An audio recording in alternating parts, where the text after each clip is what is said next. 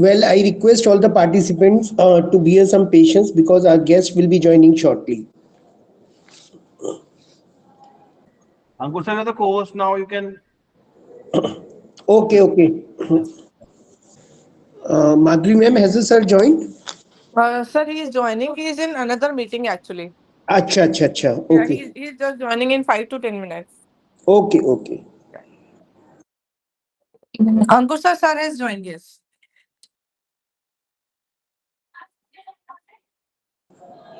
Okay, ma'am, just a moment.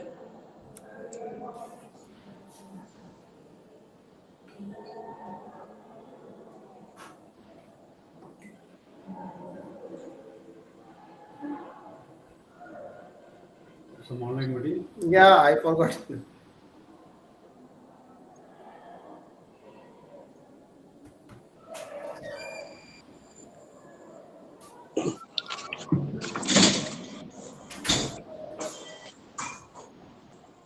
A very good afternoon to one and all present here. Once again, today in the ninth day of this GEDP, I, Dr. Ankur Goyal, Professor and Head, Department of Business Administration, MIT Meerut, extend my warm welcome to Mr. Sumit Singh, sir. Sir is an advisor, strategy and cooperation at National Cooperative Union of India, NCUI. He is also a coordinator of Center for Entrepreneurship Development and Cooperation at NCUI. NCUI is the apex organization of the cooperative movement in India. He is working as a development sector professional with over 15 years of experience working closely with government and reputed social organizations at national level on various issues related to women empowerment and governance, including citizen partnership, behavior change communication, livelihoods, and skill development.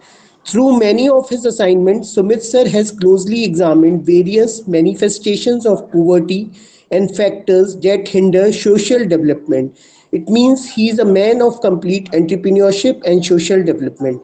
With this, once upon I welcome Sumit sir in this particular program. Over to you, sir.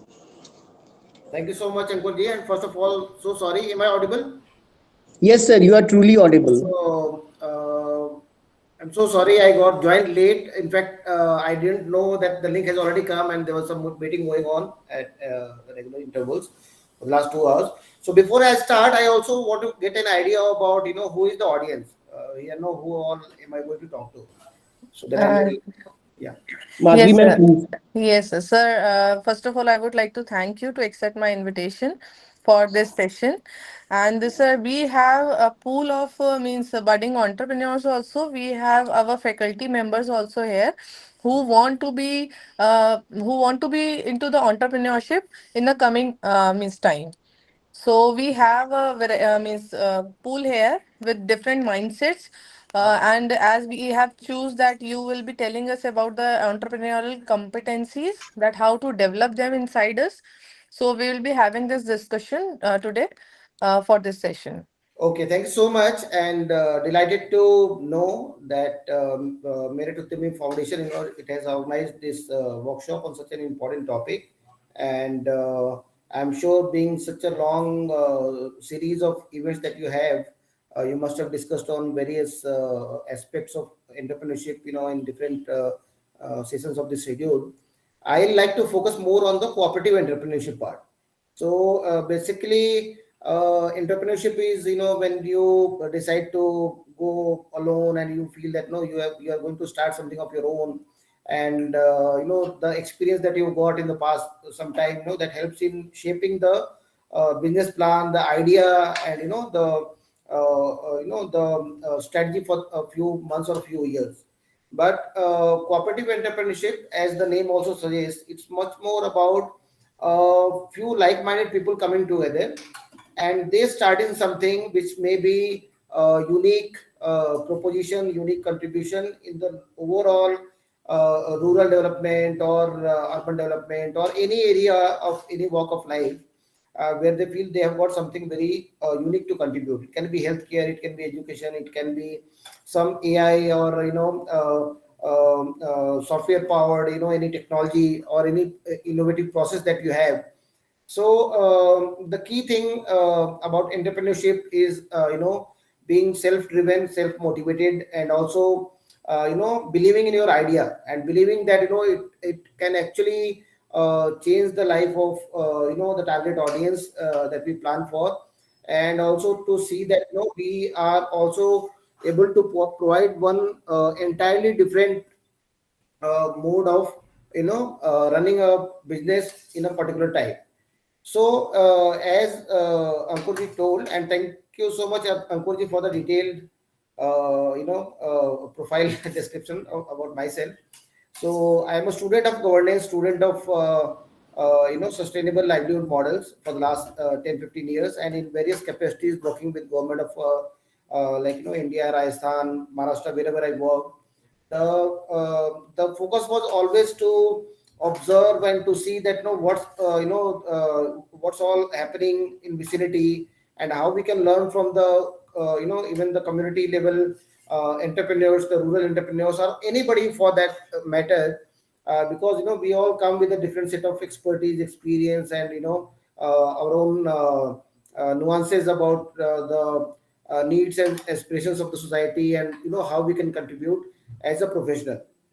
So, and National Cooperative Union of India, as it was told, this is the apex organization for all cooperative societies, cooperative movement. Our sole purpose is to strengthen the cooperative movement through education and training, through empowerment of the needy societies, communities, bringing new people into cooperative fold, and also empowering the existing cooperative societies.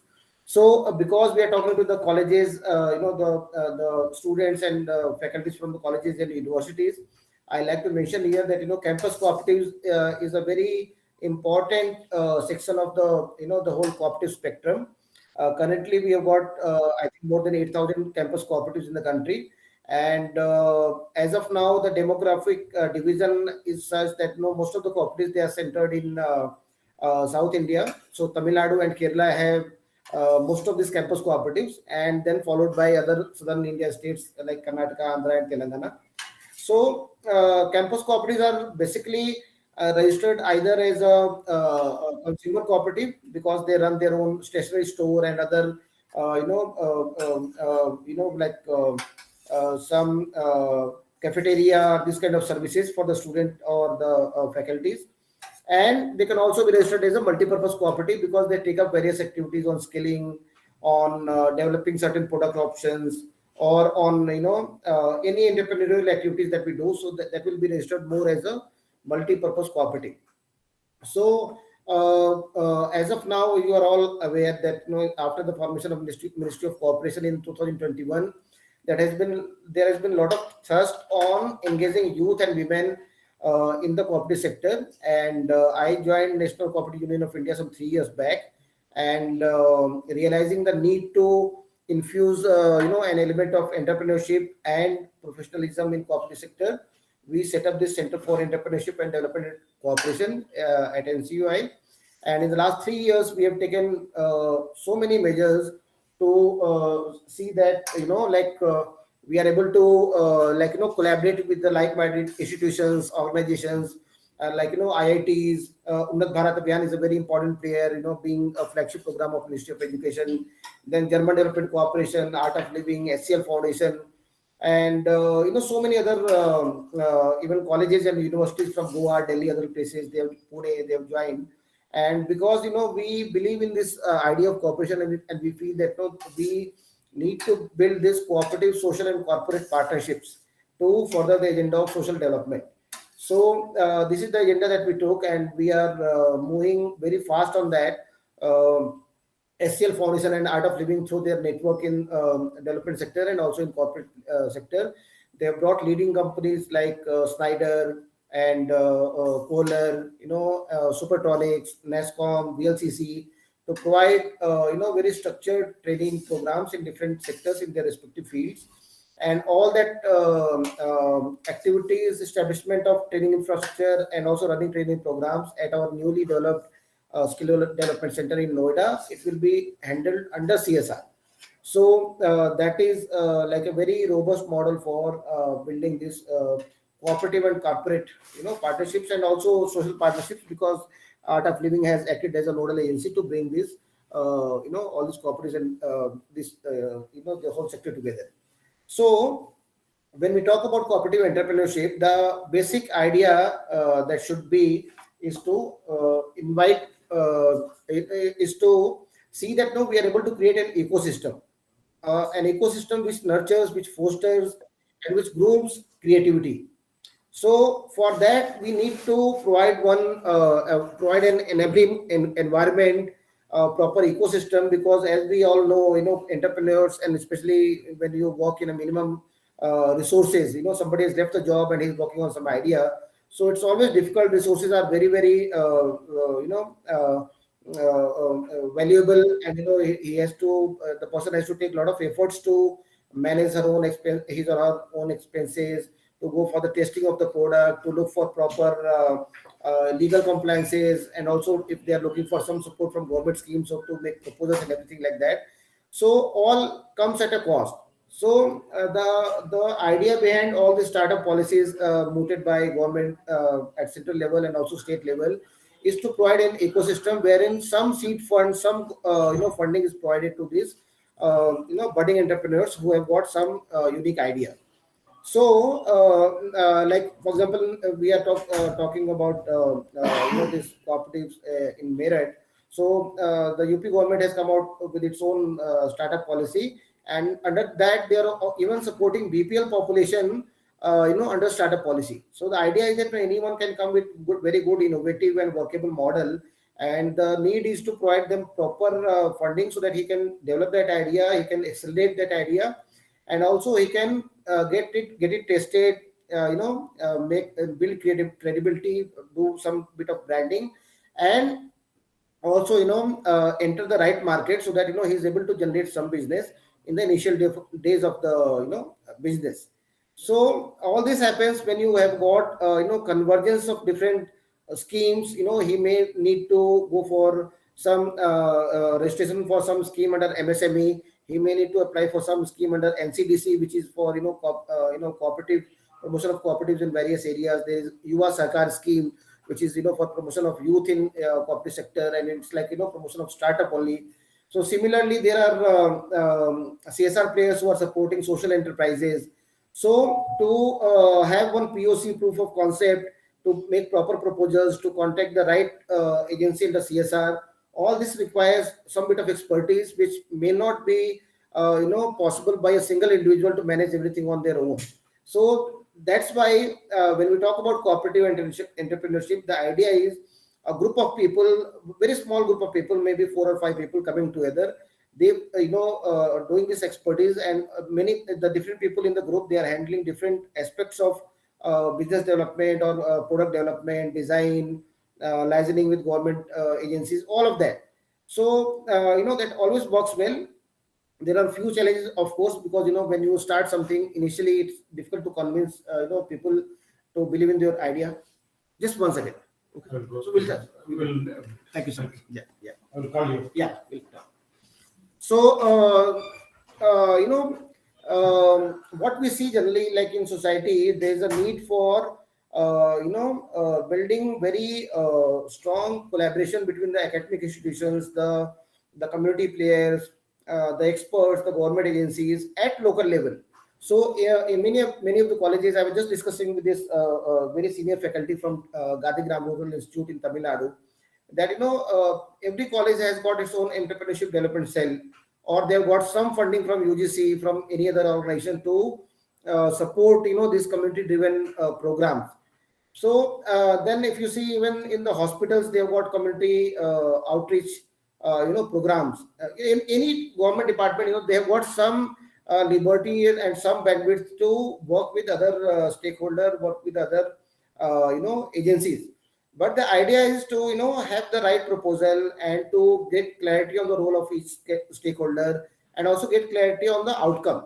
So when we are talking about entrepreneurship, we have to also be sure that what is what are the things that we are going to work on, what are the things that we are going to achieve in a stipulated period of time. For example, 6 months down the line, 1 year down the line, 2 year down the line, what is our project plan for the next 6 months, 1 year, and what are we going to achieve. Because as I said, time is very, very valuable, because every day that is going passing by, it comes at a cost to the individual and to the entrepreneur.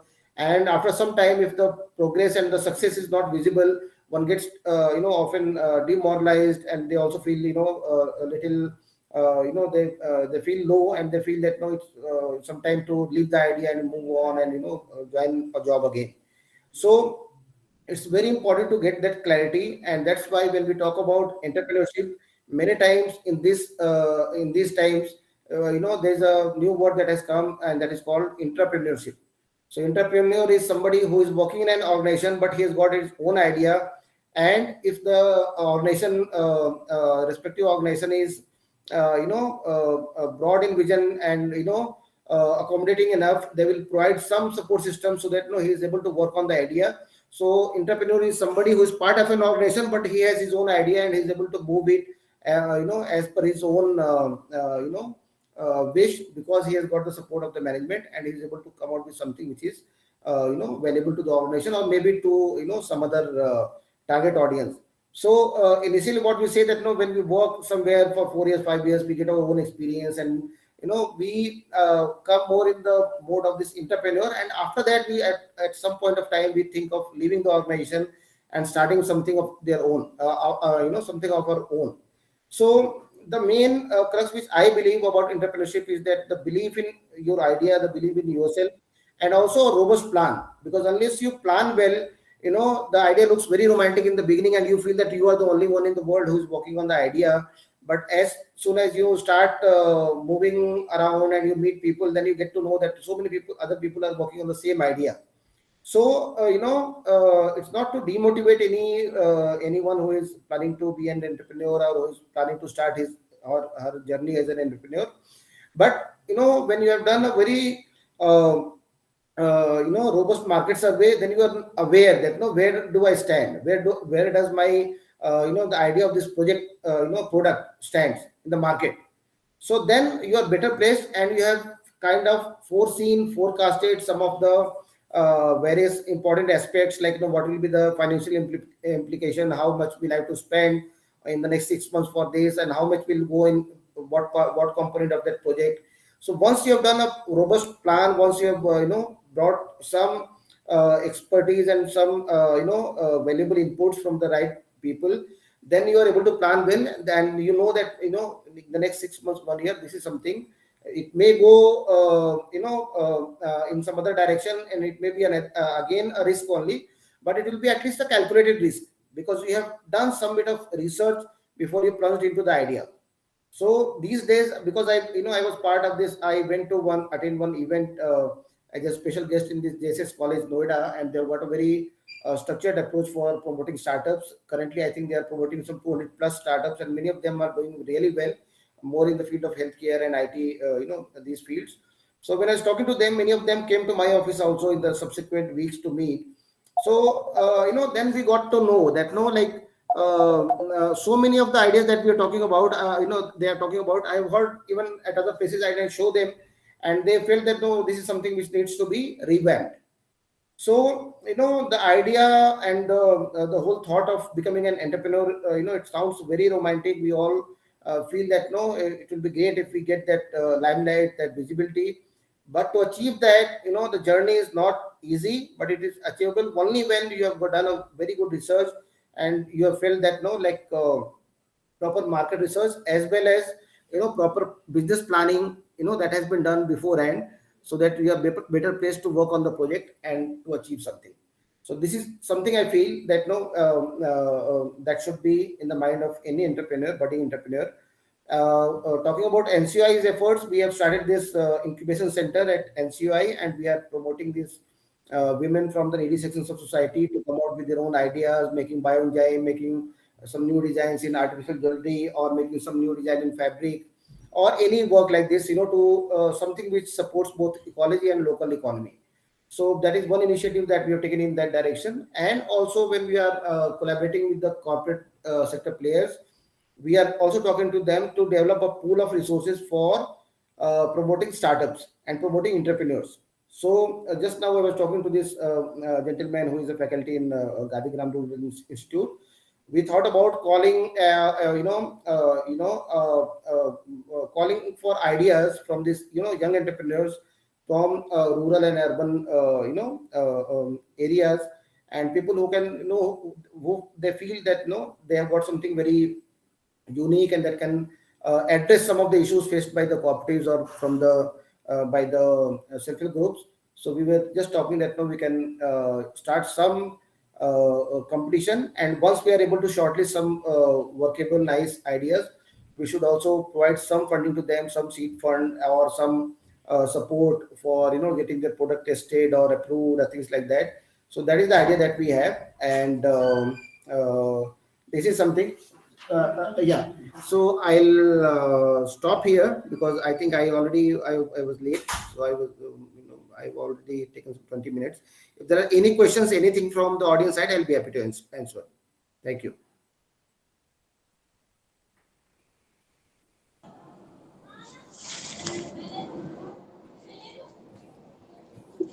Sir, I think you have ample of time. If you want to continue, you can continue. I mean, So till 3:15. okay, okay. So I'll just continue for some 10-15 minutes. So we are also working with these big organizations like Art of Living and SCL Foundation to see that we come out with a very structured concept note on promoting cooperative entrepreneurship. So for that, we are also looking for new ideas. For example, there are some cooperatives in Northeast or in Himalayan region. They have identified some very natural resources like ginger, means new variety of ginger or new variety of certain fruits, which can be very helpful in curing certain diseases or which is good for health, or which can be processed a little bit in natural ways so that it can be developed into a very unique product, and plus it can also enhance its shelf life. So we are in touch with a few entrepreneurs who are developing solar drying technologies, for example. So solar drying technology is very simple. It costs around 10,000 rupees, and with that we can just remove moisture, dehydrate the products, vegetables, fruits, and then the shelf life can go from 2 months to 2 years. So that is something we are trying to work on. Along with that, we are also working with Rural Technology Action Group of IIT Delhi, and we are trying to identify the technology needs of the farmers, of the artisans. And as you know that like producing something and then bringing it finally to the sales counter and getting the product sold, it's a long journey, and any of the links, any of the components of that the whole chain, if it's weak, then that weakens the whole chain. So to try to identify very suitable partners for different parts of the same value chain, somebody who can help in packaging, somebody who can help in branding, somebody who can also help in diversifying product options. So this is something we are trying to work on, and we have identified various technology solutions, various softwares, various applications which are very helpful. For example, one expert came from IIT Mumbai, and they have launched this marketmirchi.com application, and it's more like an e-marketing platform. So they say that this is not e-commerce, you can't buy and sell there, but you can just make an account, you can list your product, upload photos and other details of the product, and then you get a list of buyers. So you have to just call them, and then you have to just see that if they're further interested, or somebody who is a buyer, they can just go there and they can find the right sellers, and they can see the product details, and then they can call. So it's a very simple product which can be very useful for the small cooperatives, small self-help groups also. Secondly, for example, now we have got even organizations who have got CSR funding to provide training on business planning. So one organization like this, they came to our incubation center, and they provided 4-day training just on business plans. So how to assess your resources, how to plan your business for the next 6 months, how to forecast that what will be the income, and what will be the average salary that will be, or average amount that will be given to the member of the SHG or any group that has been formed. So like this, they provided training, and then they asked every SHG member or any other trainee to prepare their own business plan, and which was collected and taken by them, and they assess the whole thing, the quality and the the value of each business plan, and then they shortlisted some business plans which they felt are very well thought through, and they provided a seed funding of some 5,500 rupees to that self-help group or to that member. So there are, as I said, there are abundant resources available in the society, and abundant players. They may be individuals, they may be organizations which can provide value to different parts of the same value chain. But it takes some efforts to identify these people and to create a good team of people who can provide that support, right from the community mobilization up to the sales part, and also to get proper feedback from the customers. So we need to identify, luckily at the incubation center, because of our status as a kind of government organization, and because of our presence in almost all parts of India, in the last 2 3 years we have been able to identify lot many corporate players, entrepreneurs, and people who can contribute to the whole business planning and the entrepreneurship development part. For example, this institute called NGO called Institute of Social Responsibility and Accountability, ISRA. So they have developed a very excellent application on to ensure this last mile connectivity for the government scheme. So you just download the application, you put all the personal details, name, age, sex, caste, religion, income level, everything, and then you click, and then you get a comprehensive list of all the government schemes which are applicable from central government as well as state government side. So because of that application and because of the training provided, our women at the incubation center have been able to update their documents, have been able to enroll for various government schemes. All the women were given benefit of Suraksha Bima Yojana, which is like 2 lakh rupees per trainee. And then they were, the women who are engaged in food business, they made their own food license. Some of the women, they made their own learning driving license. So the true empowerment through digital literacy, through cyber security awareness, through financial inclusion sessions, all that has been done.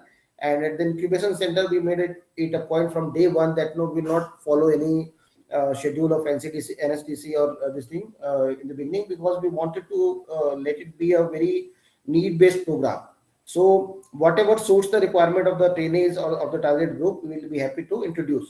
And there's no bar on the either of the age or of the qualification for the trainees as well as the trainers.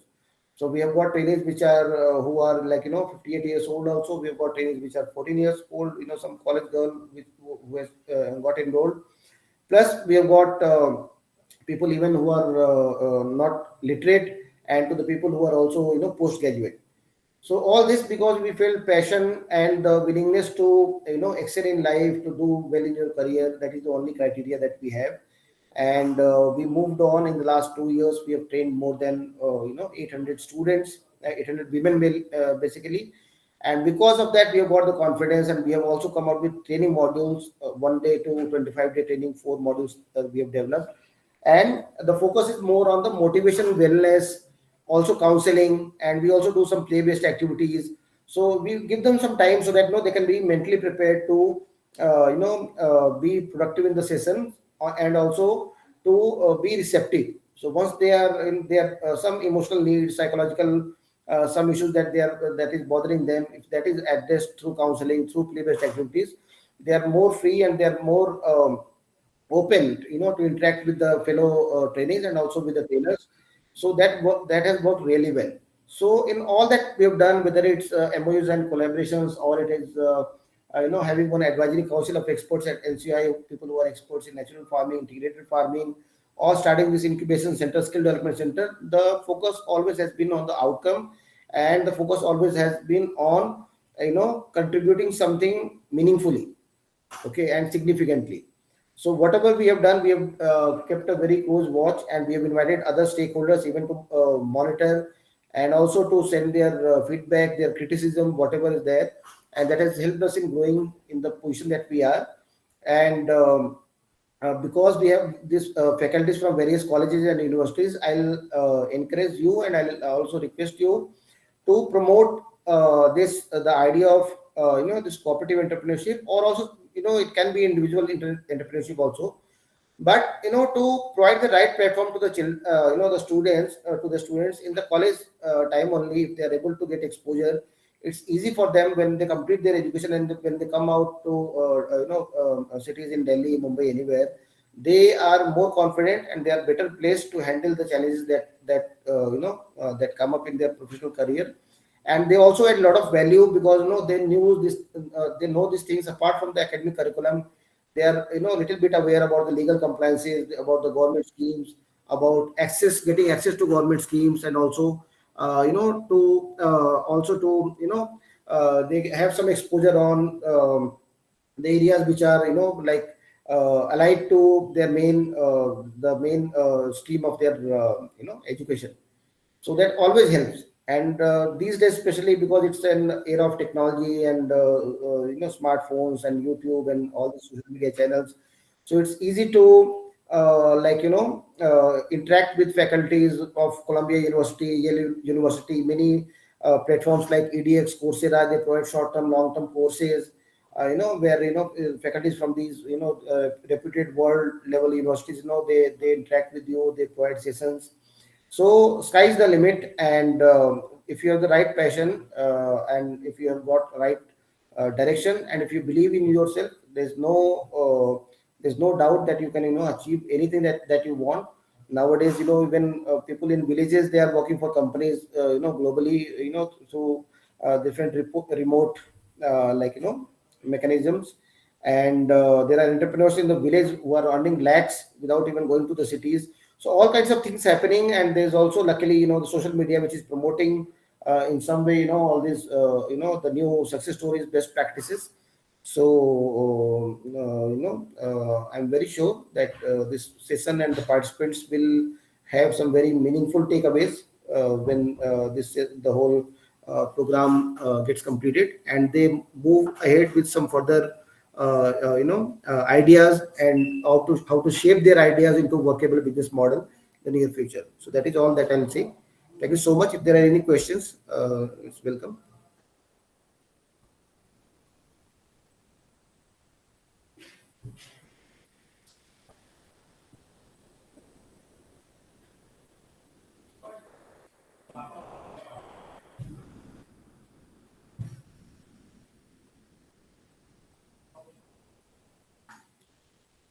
So that's it. Thank you so much, and wish all the best for your. Thank you so much, sir, for means great session. So, anyone is having any question?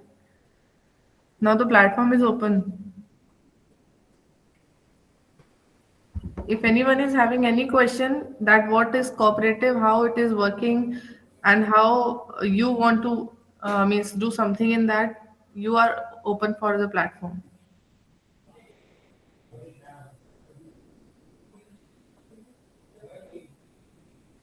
So So I thank think you that so much, there is no question. and all the best, Dr. Madhavi, Thank and the whole team. thank you so much, sir, for your precious time. Always So there. yeah, thank you so much. Take care. Yeah. Okay, sir. Thank you, sir. Thanks a lot. Our next speaker, as due to some urgent meetings, sir has left bit early. Our next speaker will be joining in just 10 minutes. So I request all the participants to have a bit of patience and just bear with us. Our next speaker, Mega Ma'am, will be just joining in 10 minutes.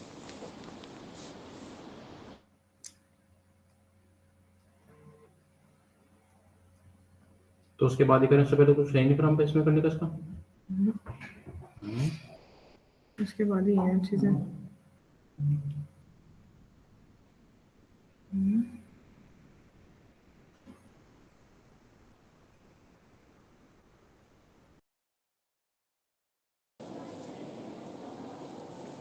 I suppose our next speaker has joined. Mega Ma'am, have you joined?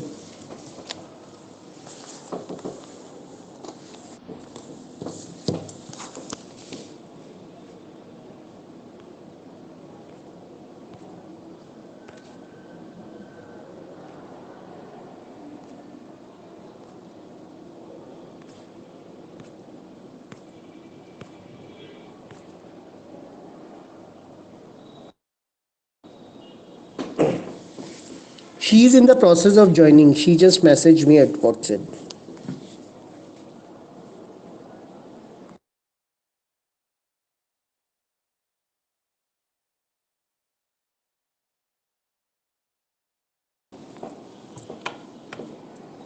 Good afternoon, ma'am.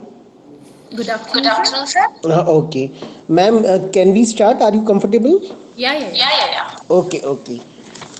Okay, once again, a very good afternoon to one and all present here in the meeting in this TEDP, Technology Entrepreneurship Development Program, which is a 1 month long program. And today is the ninth day of this particular program. And I, Dr. Ankur Goyal, Professor and Head, Department of Business Administration, MIT Meerut, extend this opportunity, and it's a privilege for me to welcome Dr. Megha Vimal ma'am who Thank you. is serving as a professor and head in Diwan Institute of Management Studies, Management Department, MBA Department, Meerut. With a diverse background spanning 16.5 years in management studies, Dr. Megha ma'am brings a unique perspective to the world of literature through her finance expertise. Dr. Megha ma'am has always been drawn to the intersection of finance and storytelling.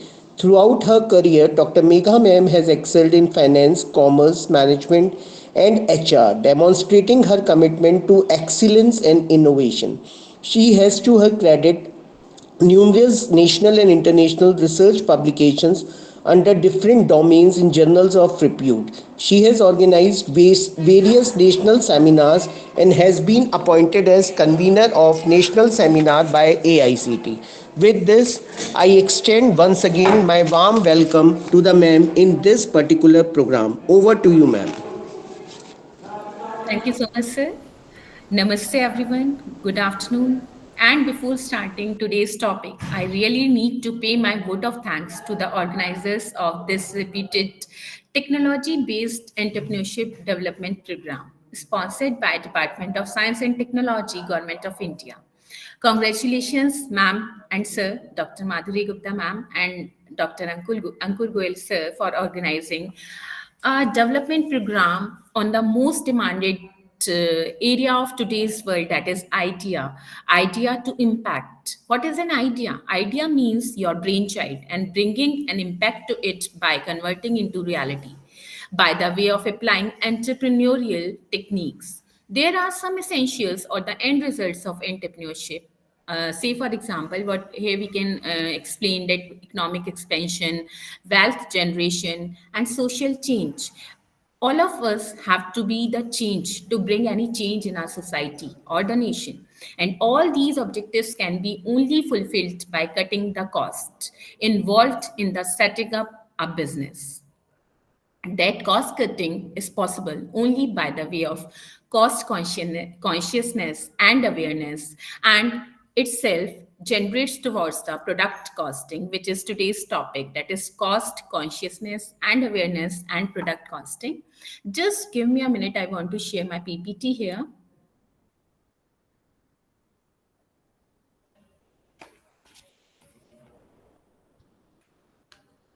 Excuse me.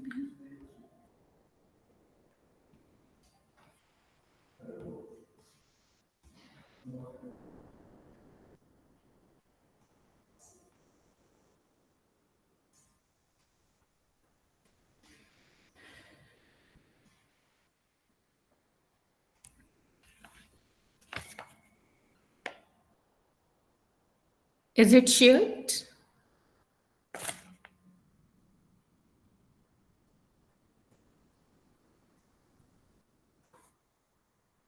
Sir, may I know, is it shared or not? Is it visible?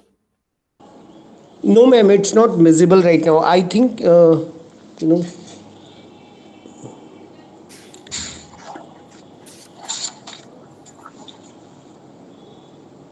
इसको मैं इसको minimize करती minimize कर हूँ यहाँ से यहाँ तुम्हारा से तुम्हारा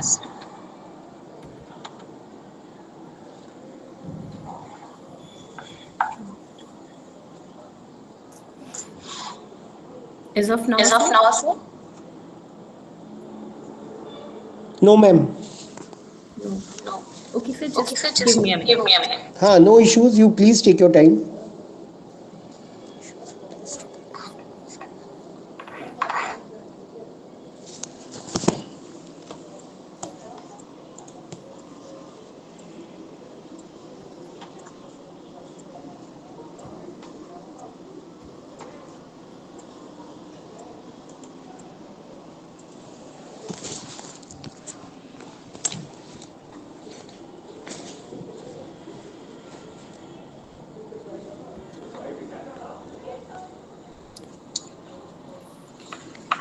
Yes, ma'am, it is available. Now it is Now it is available. available. Yes, ma'am, it is available right now. Okay, thank you Okay, so thank much, you sir, so much, sir. once again. Once again. So, what is the topic of today? Technology based entrepreneurship development program, which is going at MIT. I'm very thankful to the college. And the topic for today is product costing and cost consciousness, presented by Dr. Megha Vimal. My wholeheartedly gratitude and blessings towards the college and our government. Before beginning any topic, before grasping any understanding about a topic, we need a very strong why we need to study that product costing and cost consciousness in today's era in entrepreneurship development program. So why cost is the only mantra for survival and sustainability under the context of competitive business environment. Cost management is exercised at product design and development stage in technology, with cost efficiency described by the cost manager is one of the ways of cost minimization. What is written at the top? Cost is the only mantra for survival and sustainability under the context of competitive business environment. Two terms are there: survival and sustainability. Both the terms, both the S are very important. Sustainability, a mantra in today's world: sustainability, sustain. Say for example, we have artificial intelligence is what that is only governed towards sustainability. So cost is an element by which we can attain sustainability, because when we talk about cost, how could we minimize the cost of any product? How could we minimize the cost of any process? By applying certain techniques, by or what we can say ki we can make any product sustainable, or we can make any business survive on the basis of cost only, because in a competitive market, in a competitive world, we don't have any other option, we don't have any other option to fix the price as per our cost of production, as per our manufacturing cost. So that is why we need to minimize the cost to higher the profits. That is direct relationship between the cost and profits. So cost is the one more thing we can say about the cost, that cost is the very common denominator and the principal guide for achieving organizational efficiency in any organization under any environment of competition. So under competitive business environment, price of a product or service is determined by the interactive forces of demand and supply, what we can say. So in other words, price is determined by the market and the business has to sell its product or service at the price determined by the market only, not by the businessman. So when market is under the influence of competition, price is the contribution and consideration that contains cost and profit. We definitely know when we put that into numerical form or the formula form, to cost equals price equals to what? Cost plus profit margin of any company. So under competitive market environment, a business can make only normal profits, and if there is hardly any scope for earning extraordinary profit, that is only one: cost minimization, cost control, cost management. And that is possible only because of cost consciousness and the formula and the basis upon which we are fixing the product cost. So what is the product costing? Ma'am, your slides are not moving.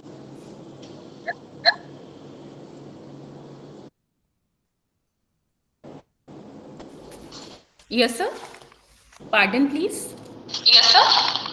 Pardon, please. Ma'am, I am saying that your slides are not moving. We are still, we are having the visibility of first slide only. Okay, sir. Okay, sir. Wait.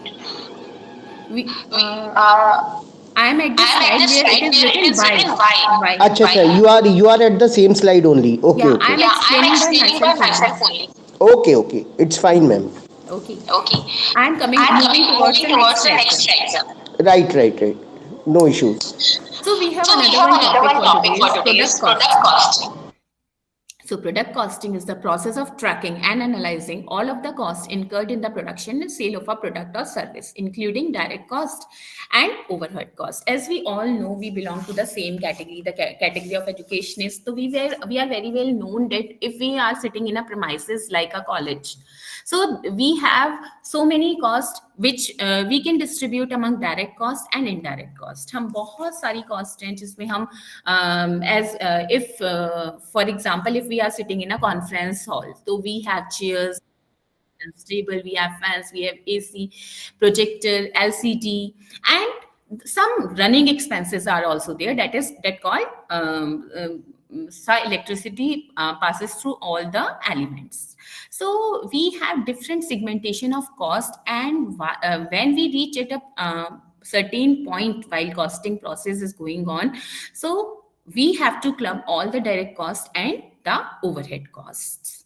Therefore, the main objective of the process is to help any company, any association, any entrepreneur or any startup think through this allocation process to ensure that all institutional costs have been considered in pricing decisions.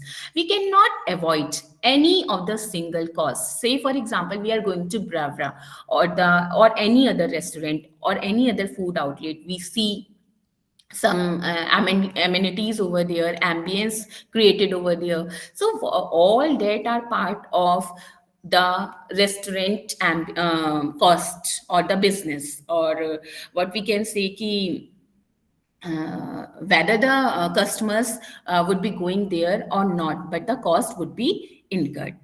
So some costs are in the same category and the other costs are in the other those categories, which is called fixed costs. So we have to incur all these costs apart from the businesses running or not. So when we talk about entrepreneurship, that is, we are turning any new idea into reality, or we are bringing that idea which is your brainchild coming into real world. So we have to give our main focus upon the product costing. If we are able to minimize the cost of any product, अगर हम able हो जाते हैं किसी भी product की cost को minimise करने में, then definitely it would create wonders for us, because the margin between the price and the cost enhances only by the way of reducing wastages. So considered in pricing decisions and to help them organize their financial data in a way that allows for a basic analysis of their financial performances. So here we have some steps towards for analyzing costing performance related to any product costing process. So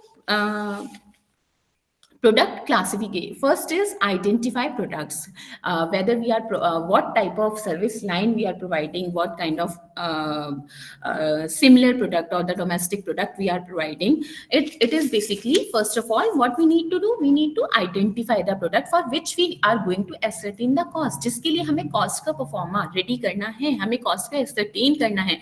First of all, we initializing those products.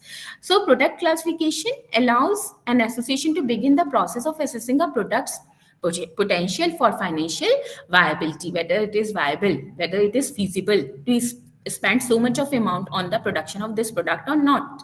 Optimally, associations should aim to deliver products on a cost recovery basis. So this requires pricing services to reflect their full cost. It may be any case where the if here we can take the example of like if we want to organize some fresher party or the farewell party to our students, here are the contribution or the collection from the itself.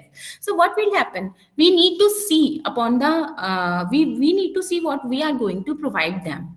If you are designing a particular course for our students, so what are the various faculty we need to hire, what are the books community we need to go through, or the journals we need to assign in our library. So that comes under the what type of product. So first is identification of the product for which we are going to ascertain the cost. So come to the next step, that is called identify cost and income items for allocation. What we will do next, what are the various cost items, what are the various income items.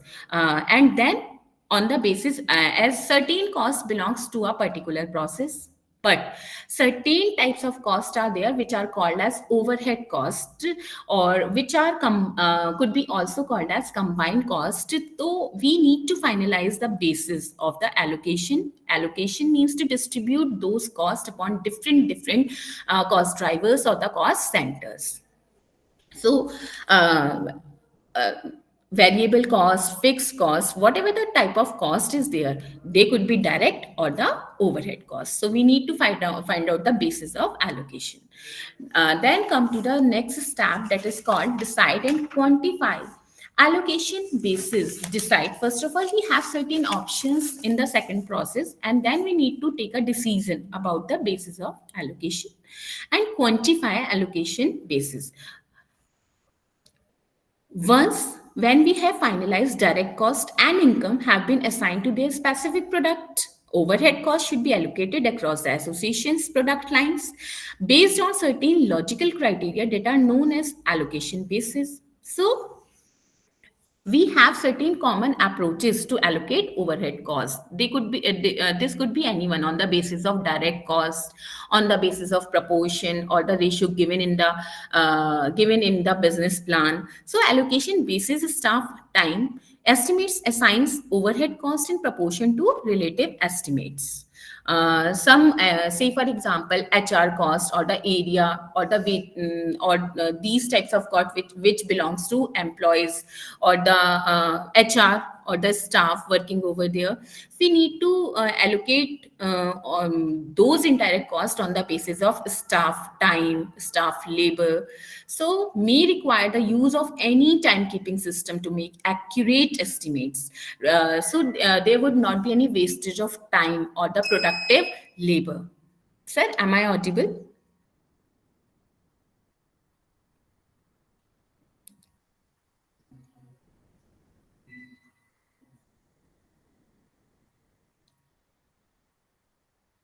Yes, ma'am.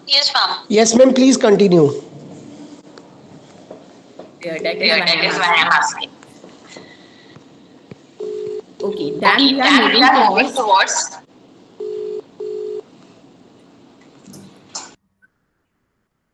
the fourth step, that is calculate full product cost and income. After finalizing the direct cost and allocating or distributing. Could you please mute your mic?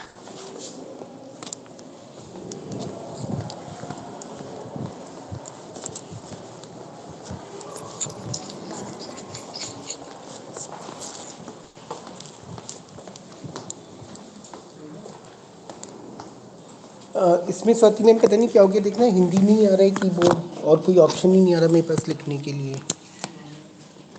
Sir, could you mute your mic? या तो ये अक्षर आ रही, ABC आई नहीं ना.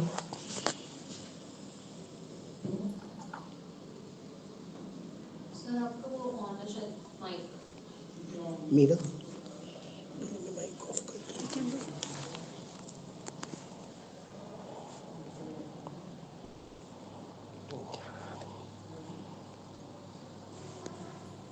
So we are at step number 4. Calculate full product cost and income. Once the allocation method is selected and used to estimate the relative proportion of overhead cost for each product. First of all, we have decided the allocation basis, then we have finalized the sum allocation method, and then we proportion the total overhead cost into different items of the each product. The total product cost can be calculated. Full product cost is the sum of direct cost and overhead cost associated with each product. What would be the full cost? Full cost is the result of direct cost, total of direct cost and overhead cost associated with each product. So, applying full cost, there is a clear increase in the cost of service delivery as each product is going to service delivery or the product delivery, as if we see that the full product cost is increasing or decreasing, that directly result in the increasing and decreasing of the income associated with that product. We can take any example. Say, for example, we have taken 5 years, past 5 years, and the underlying COVID period was also there. So we can see some cost related to any product could go higher, and some cost related to any product could go lower side. So there is direct relationship between the cost and the income. If cost would go at the higher level, it goes up, then definitely the income of the concern will come down. If the cost of the product will decrease or deprive, then definitely the income of that association, if there is no exceptional cases, then the income of that concern would definitely comes up. So here we can say that the in step number 4 we have finalized the calculation of product cost and shows the show a relationship between that product cost or the income generated from it. Now come to the next point, that is called analyzing product performance. Product performance, how we would analyze any performance, how we would analyze the any product performance by comparing the result of different years, by comparing the result of the same category product in from certain company to company. The income of any company could vary from in the same sector, could vary from one location or the other location. So it depends upon the availability of different resources or the factors of production for that particular product. So after finalizing all these steps, we reach at a point where it could be called as a product costing is very crucial, or it contains all the cost management, all the cost control techniques in itself, and the finalization of the cost sheet even.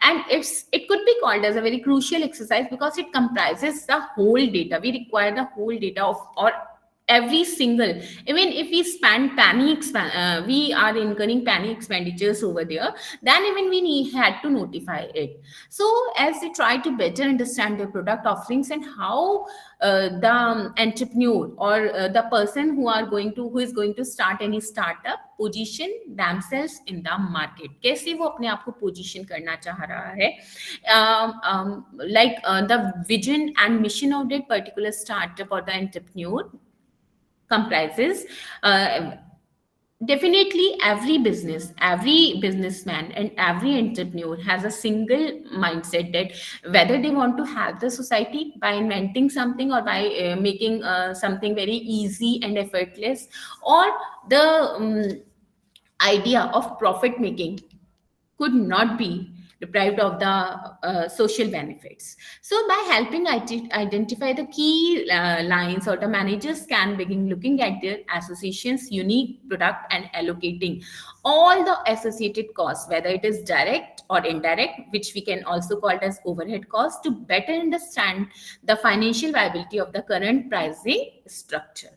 So through an analysis of product cost and sales, all these startups or the businessmen or the entrepreneurs can begin to think about which product contribute to the most to their basic income, or the we can also clarify it by using a term that is called bottom line, and where additional subsidies may be needed to support services that may not be very financially viable, at least in the short term. But if the entrepreneur is able to finalize the cost related to a product by applying all these product costing methods, then definitely he could at a certain point of time he could say that I can achieve the agenda of cost control or the cost management by finalizing all these steps.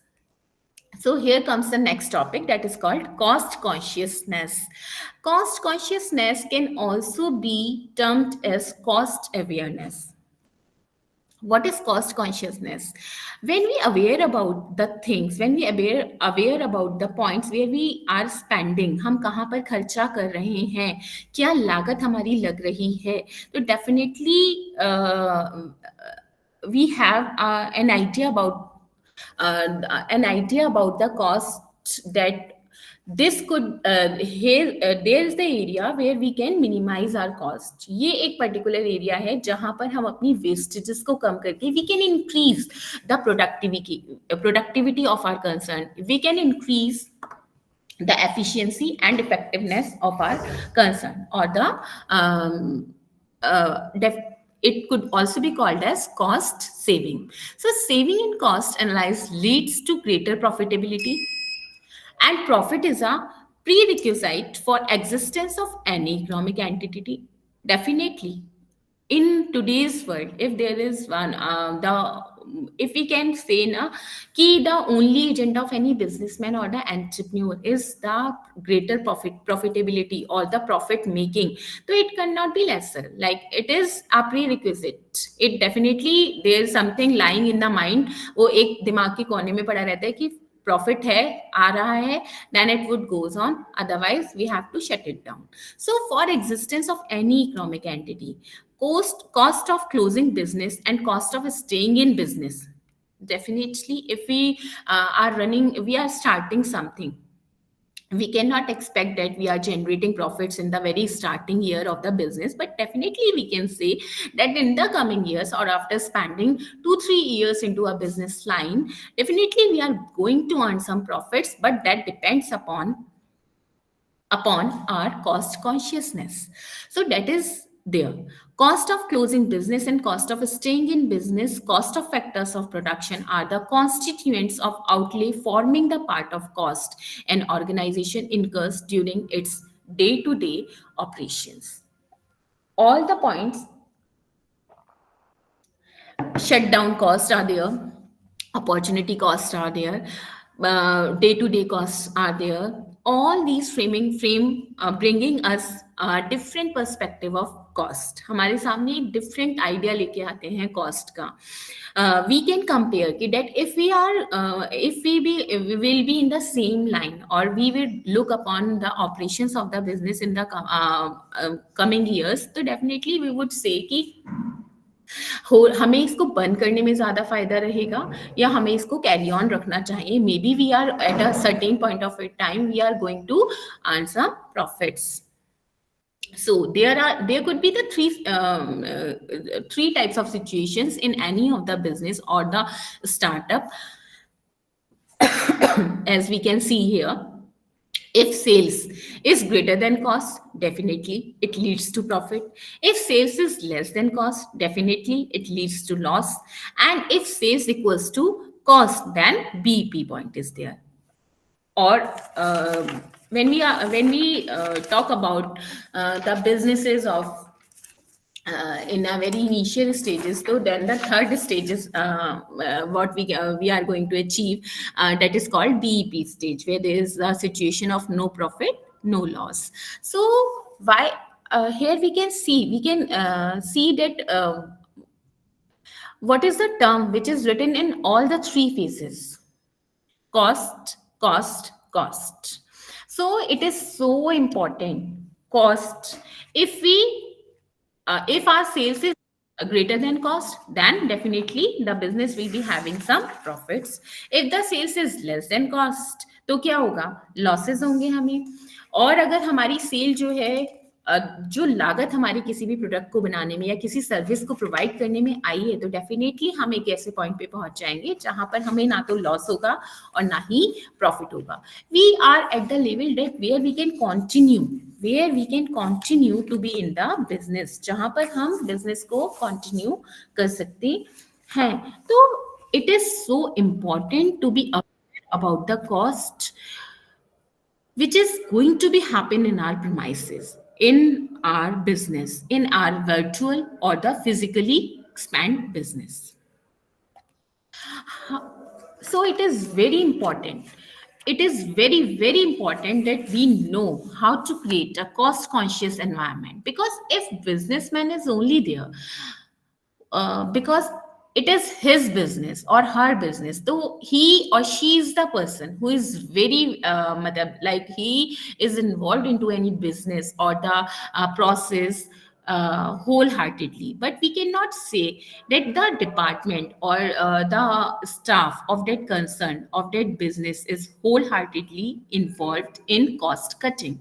So it is very important to create it is very important that we make certain type of environment, we would create certain type of atmosphere in any organization where we can have cost conscious people at a जो कहते हैं ना कि everybody knows कि कदम कदम पर how to save the cost, मुझे कैसे यहाँ पर बचाना है, how to save, we need to create that type of environment. So first of all, I am giving here some points that is as in a point form, that is called like educating people about meaning, significance and importance of cost. If we in this EDP program, if we have certain like students or the faculty or any freelancers could be there, so we can have that. If we want to start our business in the coming future, the startup, or we are going to initiate something, so definitely first of all we have to be very aware about the meaning, importance or the objectivity of cost. Excuse me. As we can say that it is not only important for financial purposes, it is also important for the benefit of the whole organization. So we definitely we need to run certain training programs, certain workshops to be make them aware about the meaning and the importance of cost in certain factory, organization or any business premises. Then come to the next, fixing responsibilities and roles of the rank and file in managing and saving to cost. Everybody, every staff, every one of us is important if we are working somewhere. What I mean to say here, that everybody is the part of the production process, everybody is a part of marketing process or the HR process. So everybody of us is important, no one is more important and no one is less important. So here we need to fix the responsibilities and roles of the different managers in saving, in cutting down the cost. Then what have we have next? Bridging the behavioral and professional gulf, that is a gap between finance and accounts and other wings professionals. Sorry, some misprinting is there. Professionals, it is typing mistake. So bridging the behavioral and professional gulf, that is why I'm saying in the very starting of the point that only financial people doesn't need to know the importance of cost in different areas of business.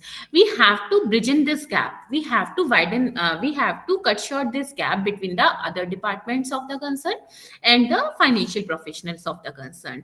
Because not only by the way of knowing the importance of cost by the financial professionals only, we doesn't have the idea of productivity, or could not be able to show the highest of the productivity, and we would not be definitely able to cut short the cost. And because cutting short the cost or cut short the cost is the result of what is the consequences of what is the consequences of cost management and cost control, definitely. And that we know only by the way of, say for example, we know what is cost control, we and what is cost management. We will frame some budgets, we will make some estimations, we fix some standards, and then we compare those standards with the actual results, and the variations we will find out. But what about the others? Because the result of their doings only in the we are seeing in the results of variations. So that is why everyone in the organization must be aware about the cost. Everyone working in any restaurant, say for example, a waiter is not very well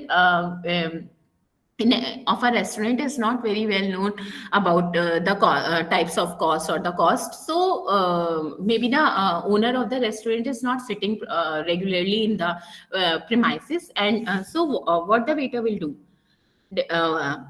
हो सकता है कि वो वहाँ पर electricity on करके छोड़ दे, AC on करे, या जितनी भी हमारी रनिंग कॉस्ट आ रही है वो वहाँ पे वेस्टेज हो रहा होता है, material which we are using in serving the foods to our customer, वो वेस्ट हो रहा हो, तो what we will do, we can if whether the accountant of that restaurant has the full knowledge about the cost, but he cannot do it alone. So it is the important of the most important slide of the whole topic. So ensuring that everybody favors decision making on costing information, that management has to make a certain decision based upon the costing information.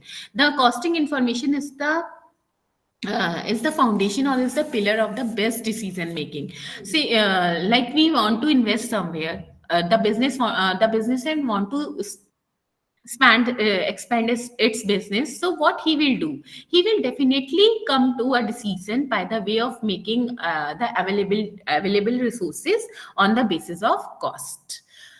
Next is obtaining support of top management to sensitive the RLO organization about cost consciousness and its workability. Top management has to support the activities which brings cost consciousness and awareness into the working environment of that company. So what are the various steps which we can follow in creating cost consciousness culture in a particular organization? Communication with respect to importance of cost. Communicate करना cost की importance को, बताना कि if you will waste this thing, अगर आप यहाँ पर wastage करेंगे तो wastage definitely leads to cost enhancement. It is the direct relationship between the both. अगर यहाँ पर हम कुछ wastage कर रहे हैं तो definitely the cost will arise. Fixing cost management responsibility on managers. Cost manage करने की responsibility, we must have cost management, cost managers, we must have cost controllers, the person who is looking into the various types of cost and looks into different remedial actions which could be taken as the cost controlling process. Establishing dialogue among different departments, definitely it is very much required. There should not be any communication gap between different departments of any concern. Then next could be cost consciousness, that is a prelude for organizational efficiency. Ensuring decision made on costing information, periodic review on functioning of cost management system. Definitely if we frame any committee, if we frame any like system, then we are very much in need to sit quarterly or monthly or weekly on the like to discuss the performance of different committees or the system. So if we make any cost consciousness system, if we make any communication or the grievance handling committee over there, like this department is wasting too much, that department is wasting too less. So here we need to bring the uniformity in the cost consciousness and the awareness. So next, driving sustainable cost efficiency and removing cost inefficiency. What is cost inefficiency? Driving sustainable cost efficiency is a mandatory action on the part of management, and it is of more significance when a business passes through recession. And under such a situation, a clear-cut understanding of cost implications is a must. Eliminating unsustainable cost enables removal of inefficient cost, and this is efficiency.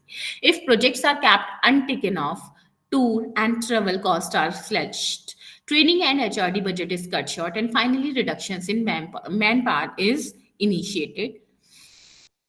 Like what we can be called as like driving sustainable cost efficiency. What is cost efficiency? We cannot cut the cost by applying different negative techniques or making we have to make a comparison between the productive and um, unproductive areas or the projects. Then we have to shut down the projects which are not too much profitable for us and make them shut.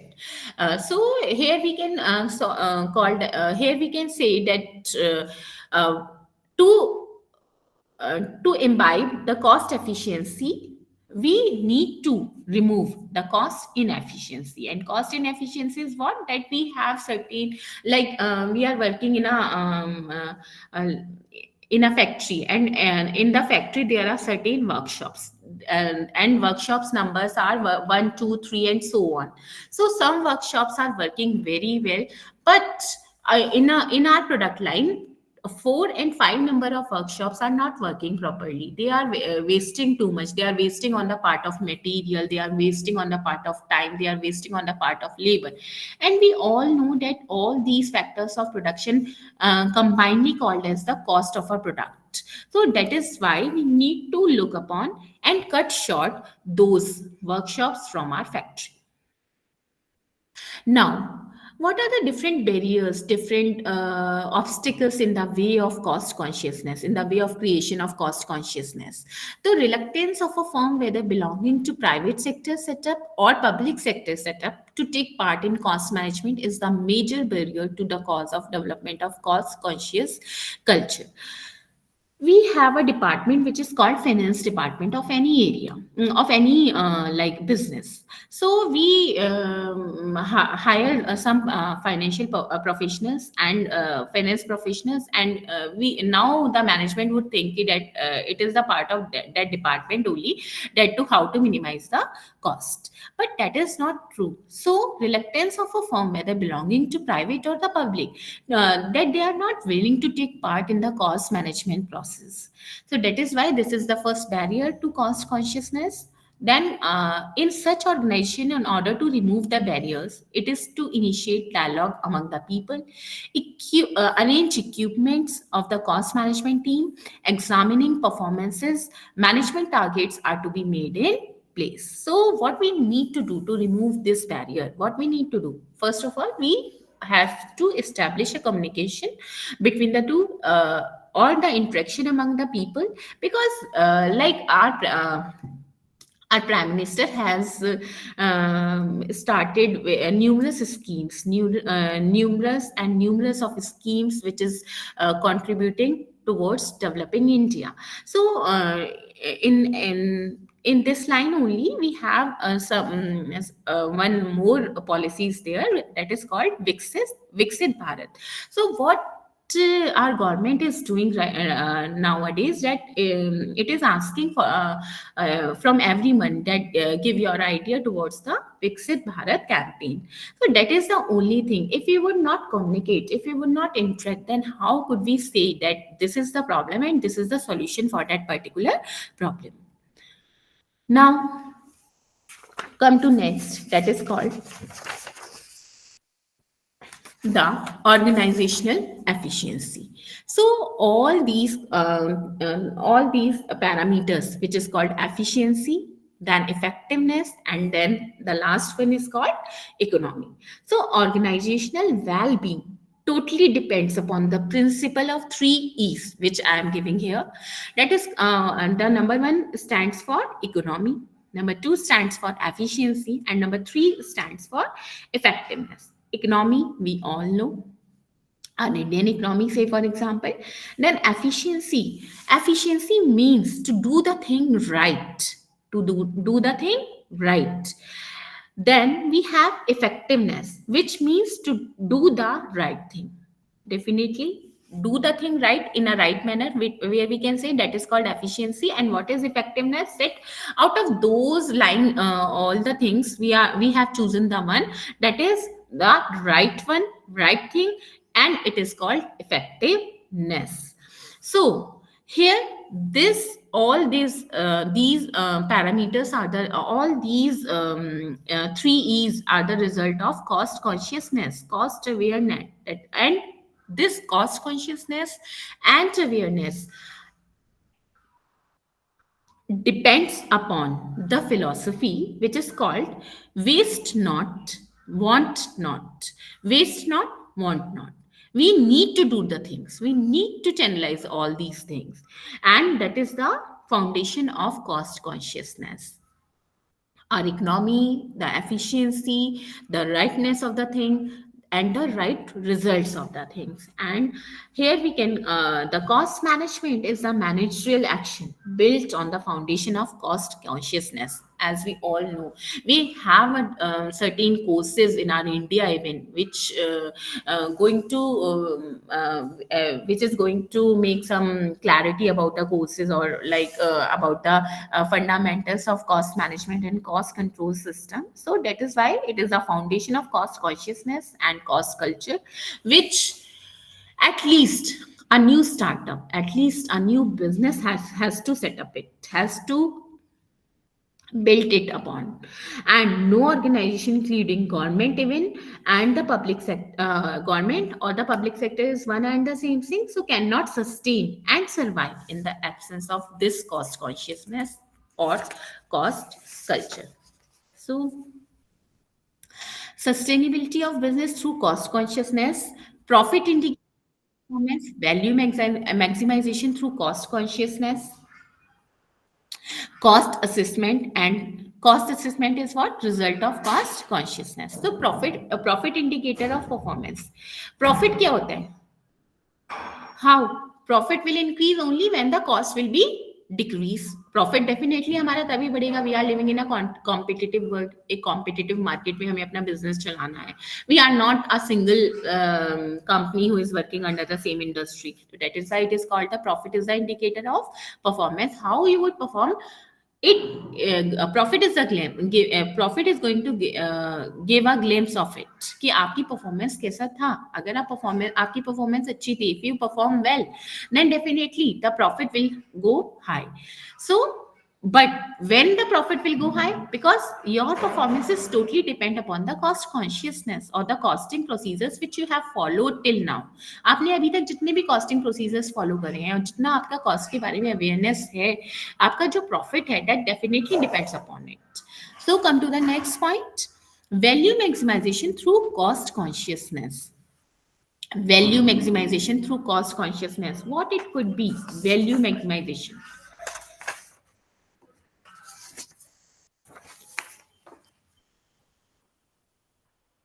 Okay, I'm going to tell. Value maximization is what we have. We all of us have studied a very the basis of financial management. It is called the creation of profits and the wealth.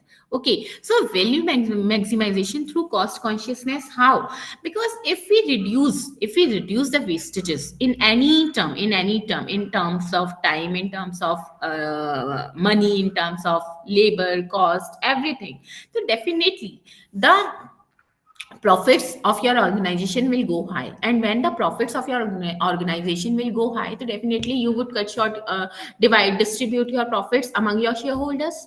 And when you are at a certain point of time, when you are giving your shareholders a good equal amount, good percentage over their investment, so definitely the value of the firm will definitely increase. And that is possible only through cost consciousness, because the person, the labor or the staff working in your company is going to work in your company, definitely is very much aware about the cost. And the officials will also know that how to cut down the cost, how to reduce the wastages, or it would result into cost minimization. And when there is cost minimization, there is profit maximization. And when there is profit maximization, definitely it derives to wealth maximization. And when the wealth maximization is at its highest, definitely we could achieve the goal of value maximization.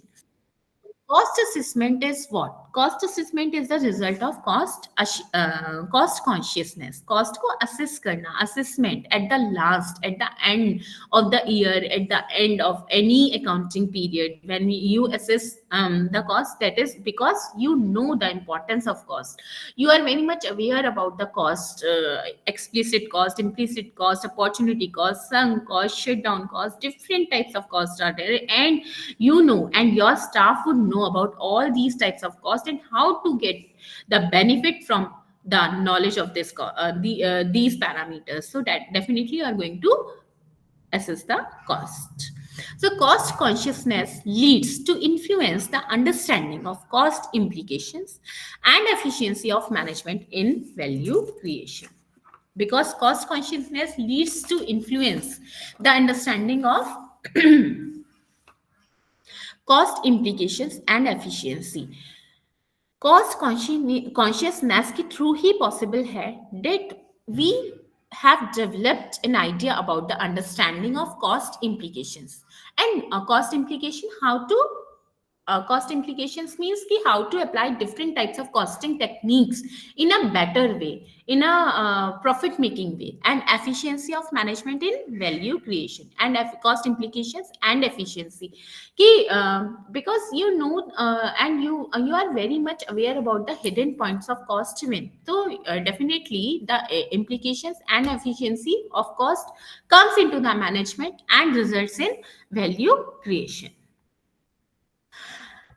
That is why only we could say that a business cannot survive or sustain if the customers shun the business. Definitely, we can say this. So, the renowned management thinker of any century or today's time says that the customer is the business, definitely, and customers would only comes to you when they would get a new product. They would get the product at a lower cost for them. Basically, the price of the product is the cost to which they are buying, definitely. So sales is the only window through which revenue enters into the business. And by the when we know the three pillars of sales, that if the sales is greater than the cost, definitely we have profits, and lesser than the cost, definitely we have the losses, and equals to the cost, so we are at a point where we are making no profits and no loss. So we have to be at the first stage where sales is greater than the cost every time. So we need to keep that is in the hands of the customer, that the sales could go high or not, high or low. But to fix the cost or to maintain the cost at a very lower point, it is totally in our hands, and that is only possible by the way of creating cost consciousness and awareness. So, cost consciousness is what?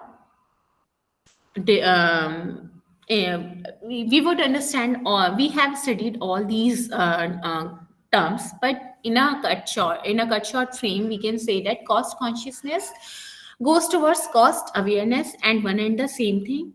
Then, cost awareness is what? First of all, we keep two major terms in our mind, that is cost control and cost reduction. First of all, we have to maintain that cost at that point only, that is called cost control. When we want to drag the cost from that point to its minimum point, that is called cost reduction. Both are possible only by the way of cost consciousness and cost awareness and different costing techniques. Then cost efficiency study and cost competitiveness. When you are able to manage your cost, when you are able to cut short your cost, definitely you can earn an edge into the market, definitely. Whether there would be the difference between a rupee or two, but definitely you can have competitive advantage. So here we can say it helps to industry, it helps to economy, it helps to society. Cost competitiveness. How we can say this? Cost competitiveness helps to industry, helps to economy, and helps to society. How could we say this? Because we can say that when we would know that we want to control the cost, we want to reduce the cost, so definitely we can produce a product at a very certainly at a very lower cost. And when we produce a product at a lower cost, so definitely we are able to serve that product into the market at a lower price.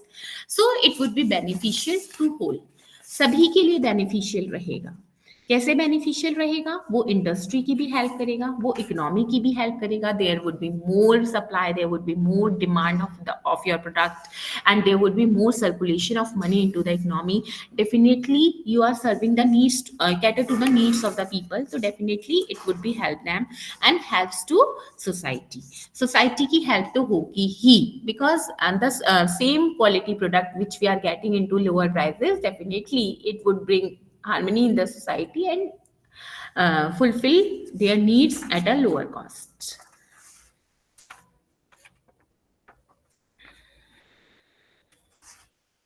I'm open for the doubts if you have any.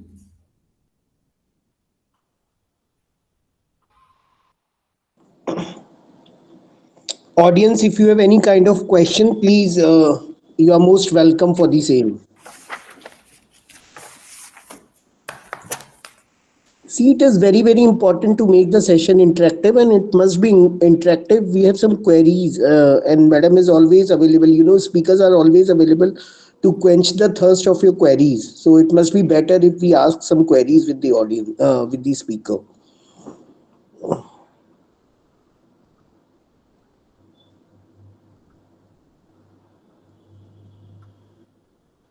Ma'am, I have one query in my mind. Yeah, sir, please. Ma'am, I just wanted to know at the initial time when entrepreneurs are going for making some product or designing some product, initial stage पे क्या होता है कि they are also the cost consciousness, but at the back of the mind ये रहता है कि चलो कोई बात नहीं, initial अगर पैसा हमारी जेब से जा रहा है तो कोई बात नहीं, we have to make our product very very effective, very very market oriented, very very customer savvy. तो उसमें how can we control the cost, मतलब एक तो है कि हमें अच्छा प्रोडक्ट देना है just in the starting of this our entrepreneurship venture, but even then we have some back of the mind कि कहीं ना कहीं हमारा पैसा लग रहा है, ज़्यादा हम लोग कॉस्ट इनकर कर रहे हैं, तो उसको हम कैसे कंट्रोल करेंगे at the initial stage? Sir, that is why there was certain one slide in my presentation that includes the creation of cost consciousness environment in your premises. Okay, so here we have certain different departments. Different departments involved in the production of the product जो हम कह रहे हैं कि ठीक है हमने एक इनोवेटिव आइडिया निकाला है, we want to make it more ornamental, हमें कुछ उसे अच्छा सा प्रोड्यूस करना है और मार्केट के अंदर लेके आना है। तो हमारी गवर्नमेंट जो आजकल कर रही है, even it your entrepreneurship development programme is on the same line what I think कि we are making people aware about the cost, we are making people aware about the finances. We first of all we need to focus upon कि क्या हम कहाँ पर, if we want to say for example if we want to increase the quality, हमें quality बढ़ानी है, हमें quality अच्छा रखना है, लेकिन क्वालिटी अच्छा रखने की there would we can not say कि हमारी जो अवेलेबिलिटी है मटेरियल की, हमें अगर हम उसे महंगा खरीदेंगे then only it would be qualitative, otherwise ये नहीं रहेगा।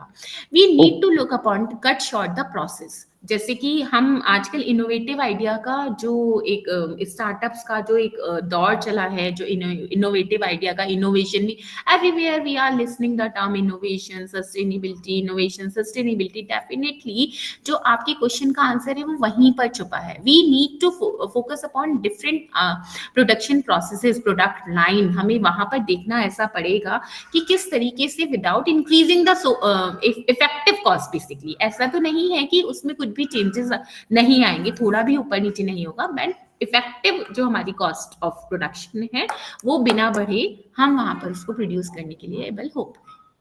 Okay. And adding to this, I mean, I just wanted to add a very simple line कि if we more focus on technology, we must, मतलब I'm very much technology oriented person कि अगर हम उसमें technology को कहीं ना कहीं इम्प्लीमेंट करेंगे, उसके साथ इम्बाइब करेंगे अपने प्रोडक्ट को, अपने प्रोडक्शन को, तो definitely in future we will be having a cost advantage. अभी स्टार्टिंग में कम हो सकता है, बट इन फ्यूचर डेफिनेटली वो उसको कहीं ना कहीं उसको लेवरेज करेगा और डेफिनेटली इनोवेशन है, एआई है, आर्टिफिशियल इंटेलिजेंस है, ये हमें उसी तरफ तो लेके जा रहे हैं अभी। लेकिन हमारे को क्यों लगता है कि अभी कॉस्ट ज्यादा आ रही है, क्योंकि because we are at the very initial stage of all these, when they mingle into the air और the atmosphere of any concern ना, या हमारे इंडिया की बिल्कुल एक हवा में घुल जाएंगे, तो डेफिनेटली बच्चा जब यहाँ का इसी तरीके से सोचने लगेगा, डेवलप करने लगेगा, तो कहीं पर उस चीज का हमें फायदा मिलेगा। Right. So it's the time for the audience. Any of the audience would like to ask any question? Madhuri ma'am, you are invited to ask any question. Yes, sir. Hello, ma'am. Hello, ma'am. Thank you so much for the interactive session you have just given Ma'am, right now. sorry for interruption. May I add my slide? Yes, yes. Okay, just give me a minute.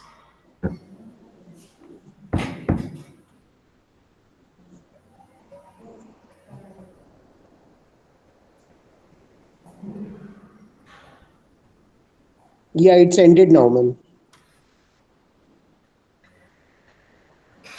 Yes, Very ma'am. good afternoon, ma'am. Good afternoon, ma'am. Thank you so much. The session was very informative. And here also means at MIT we are means giving our startups. We are having our incubation center here and giving our startups all the knowledge about the business plan, about the product costing and everything. So this was the lecture which was very informative, and I think that everyone has learned something from this.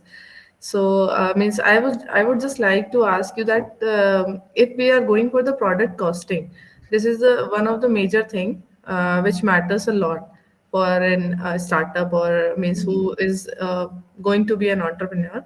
So how means that should be calculated means or how means a startup should start it with a minimum value or means yeah he or she has to be means at par that yes that strictness that yes I'll be costing my product for this thing only. So how product costing means can be done?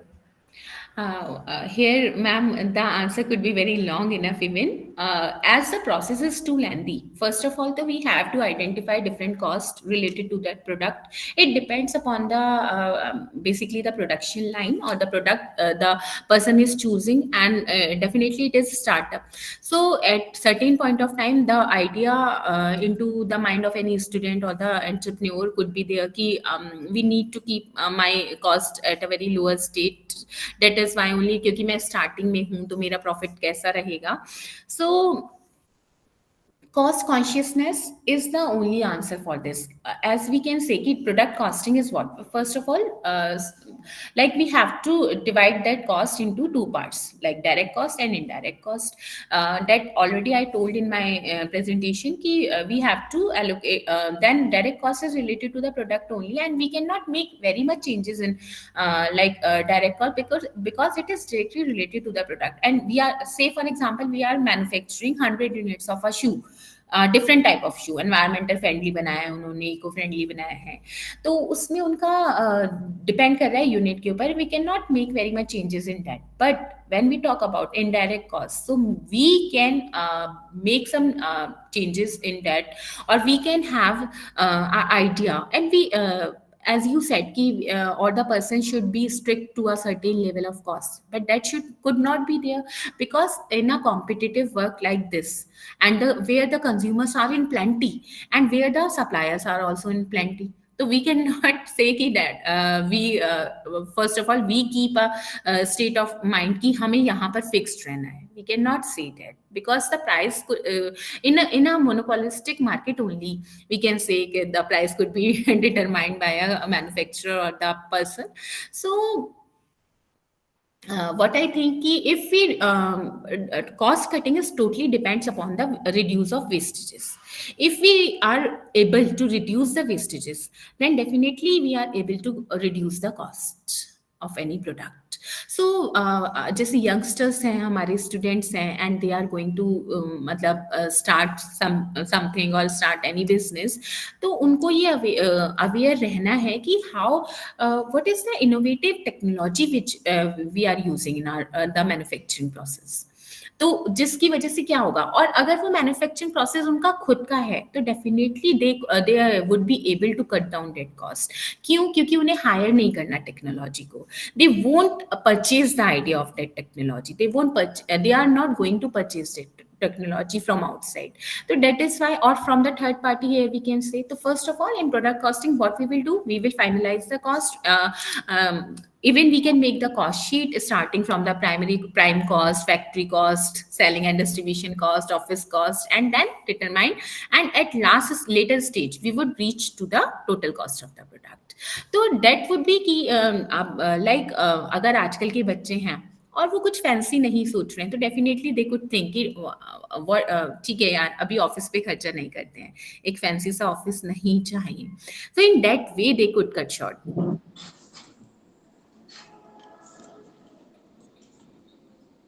Well, thank you, ma'am. Again, technology is playing a very crucial role in this. And अगर हम wastage भी minimise करते हैं और उसके बाद जो मतलब even we can produce some recycle, मुझे लगता है रिसाइकिल प्रोडक्ट्स बना के उसको भी हम सेल कर सकते हैं फॉर आर वेस्टेज को हम रिसाइकिल करके. That also is like as an advantage, serve as an advantage to recover some cost out of it, what I think is. ठीक है. Thank you, You thank are you, thank absolutely thank right, sir. हाँ, thanks a And lot for thank you this so much wonderful. once again, ma'am and sir, for giving me this opportunity. This is our pleasure, ma'am, to have you on this in our TDP. So thank you so much for coming and giving your precious time. Thank you so much. Thank you lot ma'am. Thank you. I I think our next speaker, Mr. Ankit Agarwal, is available in the meeting. Sir, are you available in the meeting? Yes, Ankur, we can. Okay, okay, okay. Thanks a lot, sir. मतलब I was like bit apprehensive कि आपको थोड़ा late होगा because you will be joining from London for this particular session, and really it's like a great privilege for us. Today we have Mr. Ankit Agarwal, and sir has requested me to keep his introduction very short. But उनका introduction इतना short में नहीं हो सकता because he is highly qualified and he is a like finance professional nowadays. Sir is a BCom, MCom, MBA, CA, CS, and from IIMS Bangalore, IIMS Lucknow, diploma courses also there. Sir has also completed Six Sigma black belt from USA as well. He has a wise experience in fintech industry of about 20 years and working with finance fintech industry, and he has worked in all big multinational companies like Fidelity, Thales and Thales. Currently he is working as regional finance manager at Consiris India, based at UK, and he is currently based at London.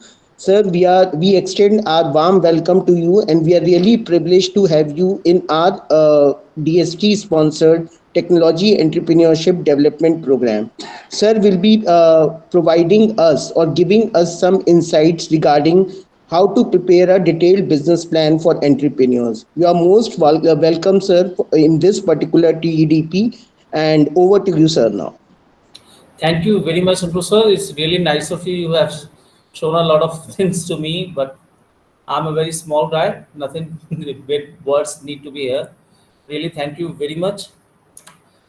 Hello, everyone. Good morning, everyone.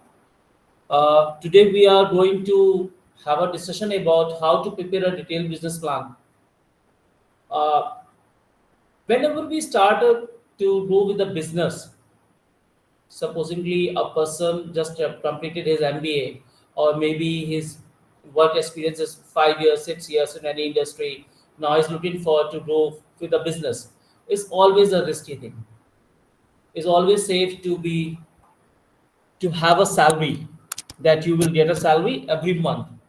Every month on a certain date you will get the salary. Am I audible? Ankur, I am audible.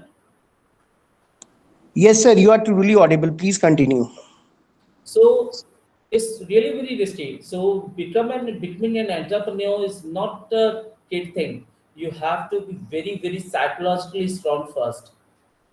Because doing business is not like that. We can see that the Ambanis are the richest person. They are the biggest business tycoon in India and all over the world as well. So, but we don't know about the struggle which they have faced during their starting time. So whenever you are psychologically strong enough to start a business, you should do it. If you are not strongly psychologically, please do not go with any business. Go with your salary things and be happy. And if you are strongly, so what we should do? First of all, in our earlier times, we used to call it a Lala type dukan, Lala type shops.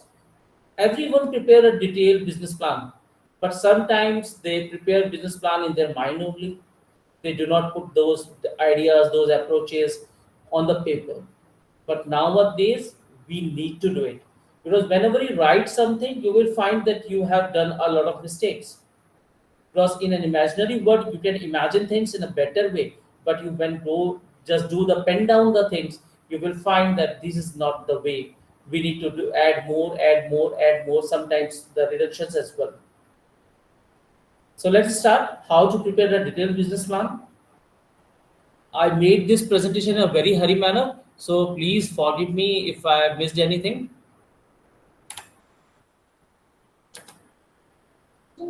Yes, sir, it is visible. Please continue. Yeah, just a second.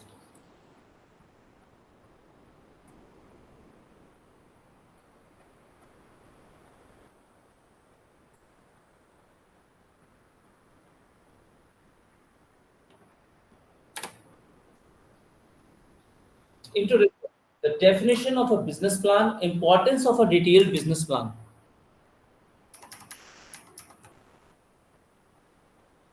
So we should start with the definition. What the definition? Why we need that? Why should the definition?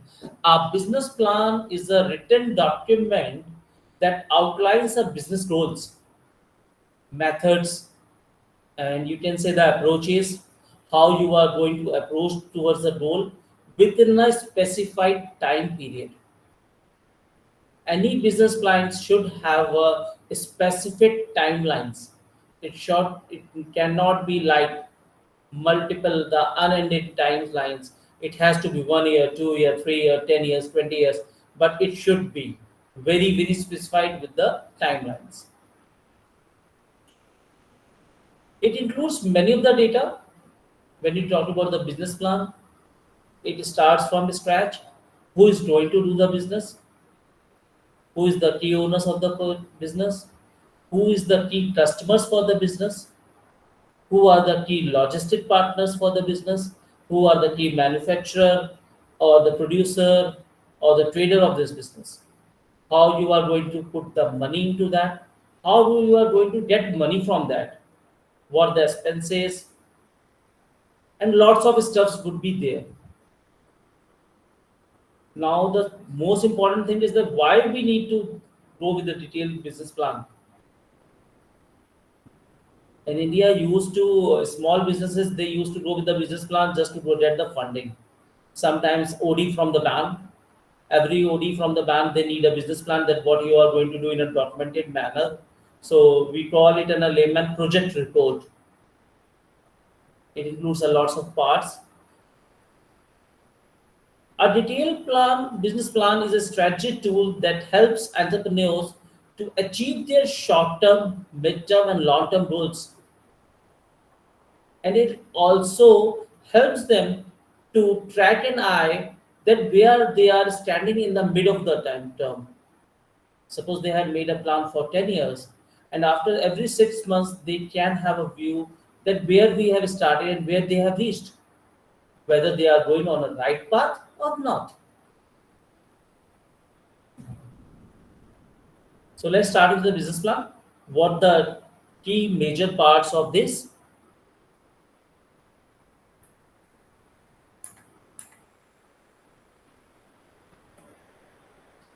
First of all, when we start business plan, a nice presentation should be there. A nice presentation means the covering page. It should be very decent, because whenever you go to someone, they only see the first page first. So the first impression is always there. So you should go with the very nice page, the printed one, the colorful, with the logic behind the product you are going to sell or the business you are going to enter. The machinery, made in India machinery. So you can have a lots of pictures and the images of the machinery over the cover page with a beautiful logo of your organization. After that, you need to show the executive summary. Executive summary, why they need that? Because sometimes the bankers want to know that who is going to do the business. Are they really deserving candidate to do that business? Do they have the specified knowledge of that business or not? If the executive is from the cloth industry and he's going to enter into the iron industry. So do you? I don't think that they are a deserving candidate. But a person who was into the clothes industry from last 20 years and he's entered into the milling part, he's going to set up a mill, the cotton spinning mill. So he's the best candidate for that. So whenever two projects of the same two different persons will reach to one person, they will select the person who is having a better knowledge of that business. So this is the major requirement of the executive summary. Why they need that? Key components of the executive summary. It Sir, your includes. slides are not moving. Sorry to interrupt you, but your slides are not moving at our end.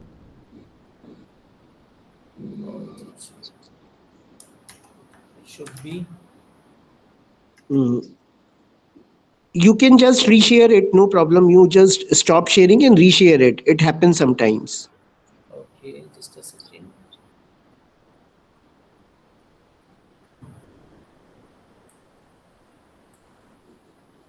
Can you see that executive summary? Yeah, yeah. Now it's visible and it's with the full screen as well. Okay, that's okay. Thank you. So the second point is key components of the executive summary. When we talk about the executive summary, we always talk about the person who is going to do the business, who is the owner of that business, not the legally one, but actually the owner of the business. His profile, brief profile, sometimes a detailed profile are also required. His education, his experience, his work experience, his exact experience related to that business only. How much he has the experience of that, and what the problem skills he has, he or she.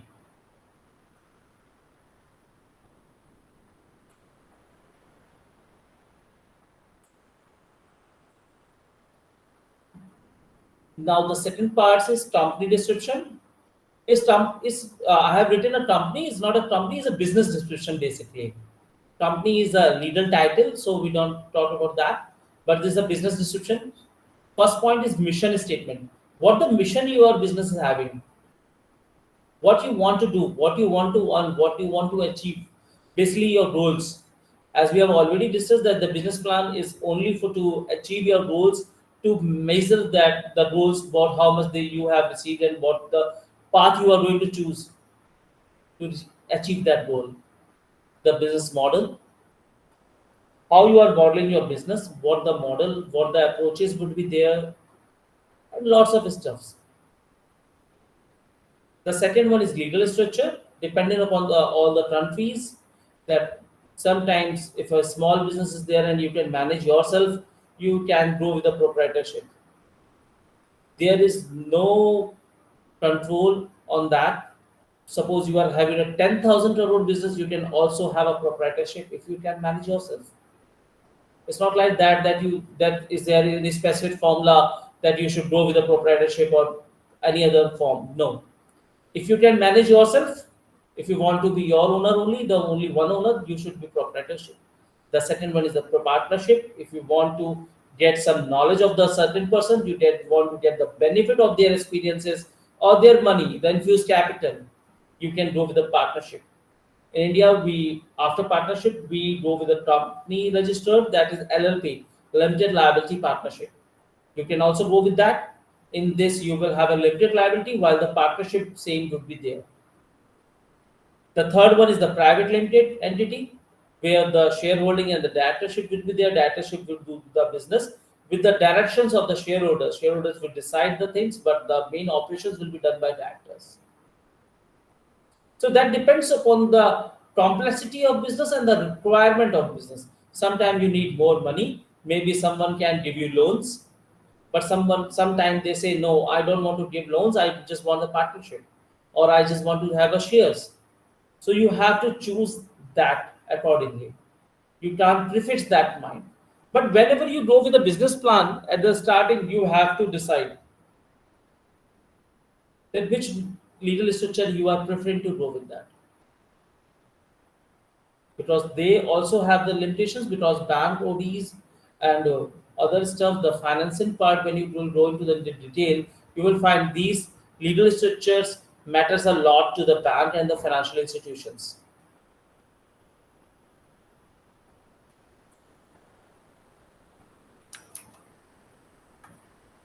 I talked about the general things, what the project report, how it looks like, why, what was the importance, why you should do that, what the key mans do, everything. The third point is the market analysis. Market analysis is a part which you should do when you start the business in your mind. Whenever you start thinking about that you need to grow with the business of this particular item or the industry or anything, first you should analyze the market. After analysis of market, you will be able to know that how the industry is tough. There's a really a tough industry and the competition is quite high. In India, we are having a public of 140 crores. So you are going to compete with them. Maybe 140 crores could be your customer, or maybe those all could be your competitor. So you need to check first of all the industry overview. Is industry doing good? Is industry really deserving? Am I capable to make money in this industry? Am I capable to do a good business in industry? The second point is target market. Who is going to be our key customers? Are we going to produce something for the resellers, wholesalers, retailers, or reproducers? Or we are directly going to the public to whom we are going to target market? Is it really approachable? Suppose you are in a country where you are going to have something like electronic items, and you are in a village where nobody use the electronic market. You don't have the target market nearby. You have to go in to the city to sell those. So every time your product moves from your factory to the city place, it will increase the cost. It will increase the logistic one. So your cost will be increased. So first of all, you should need to think about your target market. Who's going to be the customer for you? The toughest job in all over the world is to sell the generic products. If you are having something niche with you, you are having a very beautiful idea which you have, the very innovative idea of very innovative product. You don't need a market, you don't need a competitor. You can sell it everywhere. You just need to buy, you need to produce. But if you are going to create a very generic product like a headphone, if you are creating a headphone is very easy everywhere. You can find it very easily. At that time you are going to enter in a very huge competition market. But if you are going to enter into anywhere where you can give the headphone at a cost of 20 rupees, when the minimum headphone cost is 100, you don't have the competition at well. So you have to consider, you have to discuss very thoroughly about the target market. The third and the major important point is the market analysis is computer analysis. Whenever you are entering into any industry, you should know whom you are going to compete with. What is your capability to compete with your competitors? Are you really capable psychologically, intelligently, intellectually, and financially as well to compete with them? If I am going to compete with the industry which is 100-year old and I do not have the financing on back of me, how can I survive after 1 year? I can't do that. So competitor market should be capable to compete in the market. You should go with that industry only where you can compete, where you can manage yourself, where you can sustain business Entering into the business is the first mode is survival, is to survive in the business. हमारे बूढ़े बुजुर्ग कहते थे कि if you want to do the business तो घर में 1 साल का राशन होना चाहिए, क्योंकि कोई भी धंधा 1 साल से पहले प्रॉफिट नहीं देता। एक छोटी सी परचून की दुकान भी खोले तो उसे भी स्टेबल होने में 1 ईयर का टाइम लगता है। The same thing happens to everywhere. In a small grocery shop, you need 1 year time to get it stable. Suppose you are going to enter into a business of 50 crores or 100 crores or 1000 crores, how much time it will take? So you need to back it financially. You need to go for the first of all, you need to survive in the market for that time when your business stables. Nobody's ready to give you space, just come here and do the business. No, you have to compete. The completed analysis is very, very important part. It's very easy to buy at a very reasonable price. Anything. If you've talked about the quantity, if you have a very good quantity, you can get a better rates. But the major part is to sell something.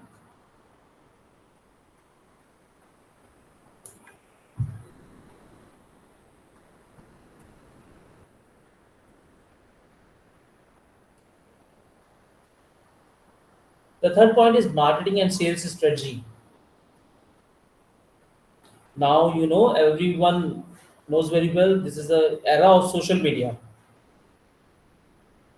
Even all elections, everything is on the social media. Even the court verdicts, criminal cases, everything is on social media. If you want to get something, you have to go to the social media. If you want to get some application to the department and they are not hearing you, they are not entertaining you, you need to go with the Instagram or the Facebook, Twitter, and they immediate come to solve the problem. And everywhere in India. So whenever you go with a business, you should go with the marketing plan, and the marketing plan should be very, very, very thorough.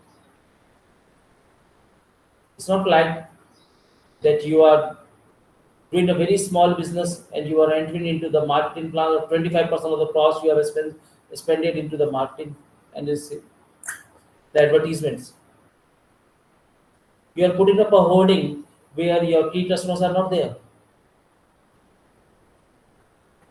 You are selling luxury cars. You are having a luxury car. Which social media you are going to use? No social media. Luxury cars advertisement never comes into the social media. They never give any advertisement on TVs, the media channels. They put their advertisement only in sophisticated newspapers and majorly to the English ones, Times of India, Economic Times, like, because they know their key customers are not going to spend their time to watch TVs and they spending time in social media, but surely they are going to read newspaper 15 minutes a day. So they have a key customers who are reading these newspapers, not the everyone, only these. So if you talk about the Mercedes, Audi, Jaguar, you will find the advertisement in Times of India and Economic Times, not in Asta or then Jaguar or Southern Bharat, something. All these newspapers, they never get these type of advertisements. So the marketing strategy is to be very, very thorough with the having a sense of your key customers, the target market, where you are going to hit. Suppose you are having a very small grocery shop in a colony. You can't go into the social media or in some. You will just print the pamphlet and enter into the newspaper and ask the newspaper vendor to distribute it to the local area nearby to that grocery shop, maybe 1 kilometer or 500 meters. Because he knows very well that from 2 kilometers nobody is going to come here to purchase dal chini. Only the nearby persons are coming. The second is sales strategy. You need to strategize your sales. You need to create a strategic team. Your resellers, wholesalers, retailers, how you are reaching, how your product will reach to your key customers. Suppose you are a shoe manufacturer, so you are not going to sell everything on the online portal.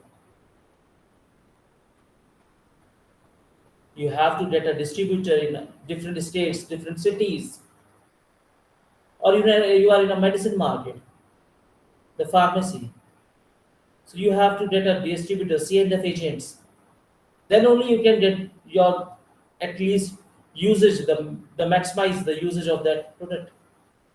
So the sales strategy is the important part. You have to define that how you are going to do that strategy. Suppose I have a production of pharmacy that some capsules like paracetamol. I'm just manufacturing paracetamol. So I will put. I'm from Meerut, so I will put a CNF here. Then I will try to do Noida. I will try to do Muzaffarnagar, Shamli, Badal, Bagpat, nearby areas. I will put some agents over there who are going to sell to the material stores or to the wholesalers or to the retailers or to the CNF agents. But the strategy is important. If you do not have the strategy, how will you plan that? In a business plan, I have given a strategy that within a year I will make 5 CNF. In next year I will make 7 CNF. So at second year after I will have 12 CNF agents. So after 3 months I come to back and say, no, I got only 1 CNF in 3 months. It's slow. It should be 1.25 per quarter, but it's only one. So I'm running behind my track.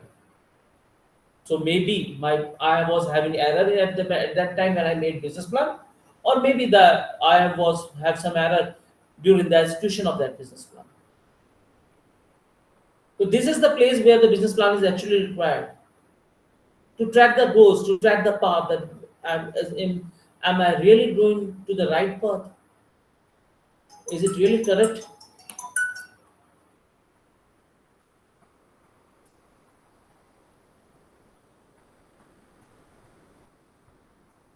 Operations and management.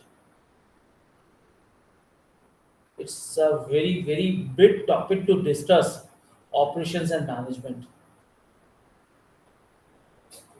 If you talk about the sales and the purchase,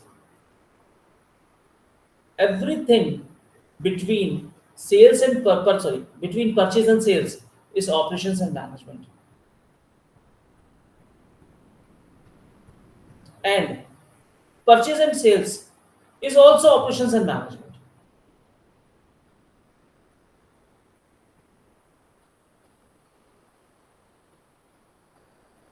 Who is going to take care of the business operations?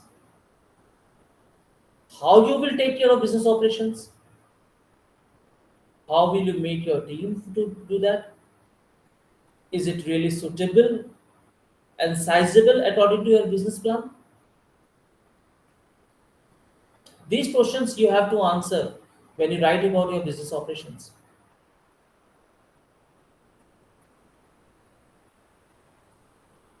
The second one is the management team. Whenever we talk about the management team, we just think in the back of our mind that all the owners and their subordinates are the management team. But it's not like that. Management team is a team who actually manage the business, manage the operations behind that.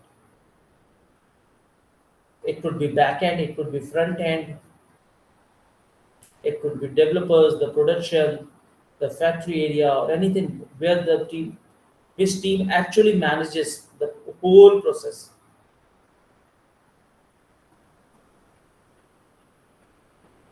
Management team includes a person or the management who are responsible for the purchase,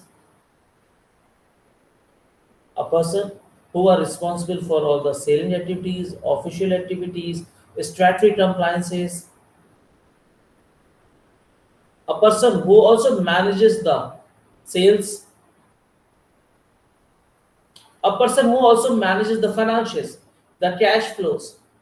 These all persons will come into the management team.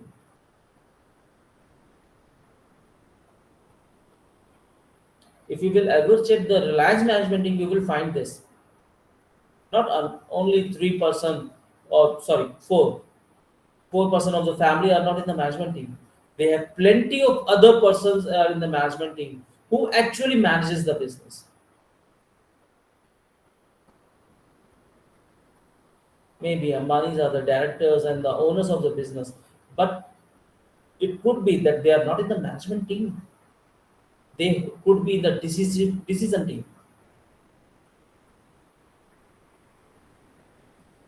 Management team comprises with the person who actually manages the operations, whether it's a purchase, manufacturing, producing, sales, logistic, media, entertainment, advertisement, sales promotions, anywhere.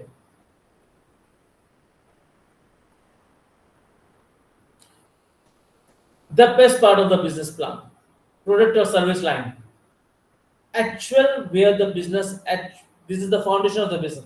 Which product or the service line you are going to sell? Is it really worthy?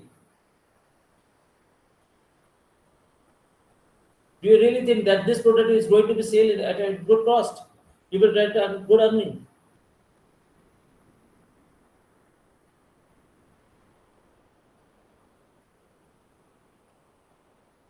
People used to say मिट्टी भी बिकती है अगर customer हो.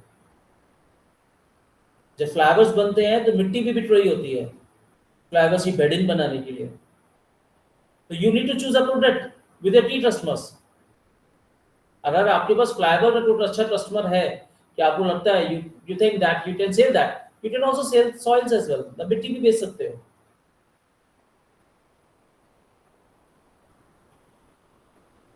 So your target customer, the market analysis which I talked about later, that part and the product, that should be very, very parallel. It should be in a very synchronized manner. If not, you are not going to get success in business. You need to choose very, very carefully the products and the services. And you have to define here as well that which product you have chosen and why you have chosen this product. This is not only that I am making a shoe and this description. No. Description also includes the critics of that. Why you have chosen. What was the reason behind that? So your management team, the committee, the financial institutions, you have to convince with them their approach. Why have you chosen actual this product? The second part is the development stage. Maybe you have chosen something which is on our development stages. Stage 1, stage 2, the manufacturer things. So you have to show as well. You have to choose a product where you can sell at development stage 1, 2, 3, 4. Any stage you can sell that. It will add to the value. I'm selling a software, a normal software, any type of application. I'm selling it at stage 1. I put some development. That's in R&D as well. So every day, every week, it is developing something. I'm also selling the developed portion as well. So I'm able to sell stage 1 product, stage 2, stage 3, stage 4. Every stage I'm able to sell. Or maybe I'm just producing a car and it has 20 stages of manufacturing, but you can't sell at any point of time. You can only sell when the car is complete. All the 20 stages has been passed. So you have to define those things. If you are able to sell at every stage, it will give you a good value to your business plan in front of others. They will be more convinced to invest in you. Financial projections, the most important part which always the financial institutions looks for. Sales forecast, expenses, profit and loss statement. Sales forecast. What you expect to get the money? How you are expecting your sales? I already told you in the specified period. Suppose you are making a business plan for 5 years. So you have to define how much you are getting forecast for 5 years, and it should be split in quarters, half years, or years. It should not be like that in 5 years I will sell 10 crore rupees. No, it should be very, very split in between quarterly, half yearly, yearly. So the investor can see the growth, what the growth you are getting. Is it really worthy? In first quarter, you did a sale of 5 lakhs. Another quarter, you did a sale of 5.2 lakhs. After that quarter, you did a sale of 5.5, then 6. So in a year, you started from 5 year per quarter and you ended with 6 lakh per quarter. So now the investor can see, oh, it's good. 20% growth quarter wise sale is good one. They can have a view, they can rely on you. And suppose if you are going to give a 5 year plan that I am going to do a sale of 10 crores, they will say that how? How I am going to track that? I have to wait for 5 years with you to get the completion. It should be very splitted between the timelines or the time gaps. The expenses, majorly all the expenses, the data expenses and the data expense, everyone knows that. But doing the expenses proportionate to your sales is the tricky question. How you are managing your expenses according to your sales. Suppose your sale has been increased 20% at quarter to quarter, are your expenses also increasing 20%? If yes, so sorry to say, but your reports is not good. You are getting the same percentage of profit. That clearly shows that there is no control of the expenses, control of the costing part. Whenever you do business, always think about increase in sales, increase in getting income, getting profit. But what people actually do, in 100 times of their life, they think 90 times just to control the expenses, control the cost, control the expenses. And only 10 times they try and think about to increase the sales. Why don't you make it reverse? You should 90 times think increase your income. If your income will be increased, you will be easily able to manage your expenses.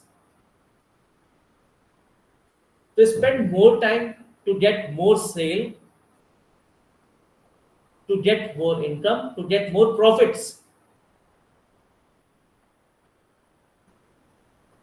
When the time left only 10 times, you need to think about the cost cutting and the cost control. Cost control is also a major portion. But when you are going to the sale, you have already included all the cost.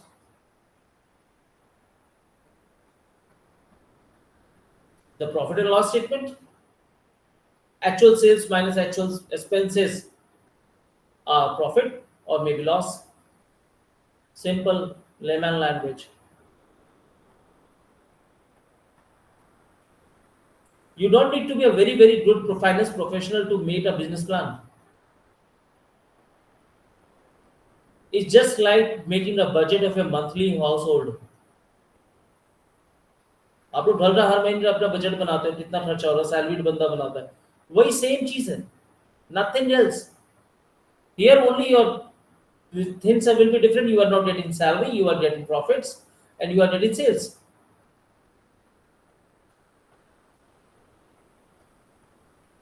While doing the expense busting, you have to really think of every expense. Is it really worthy to spend it?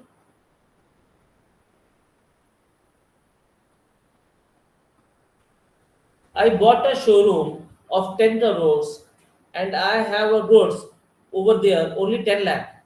Is it really worthy? No.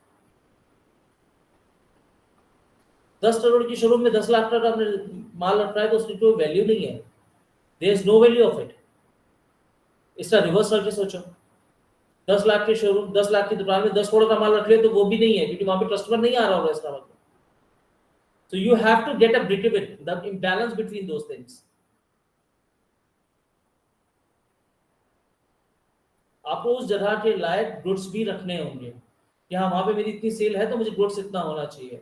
How much stock should I have, मेरे stock में permanent इतना goods होना चाहिए ready to cell, मेरी factory में इतना raw material होना चाहिए.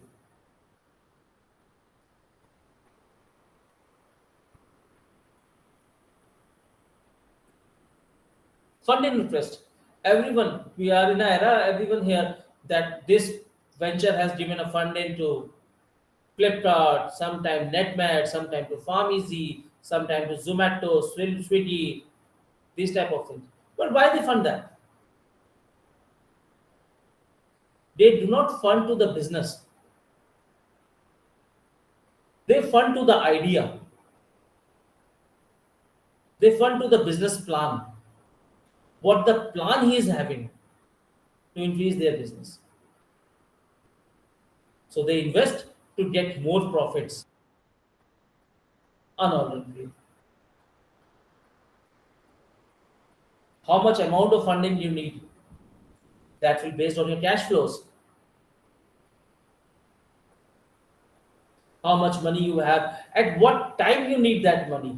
You have to be very, very thorough with that. It's not like that, suppose in a year I am going to spend this much amount, this much I am getting to the sales, and the difference is the cash lacking and I need that money. No, it's not like that.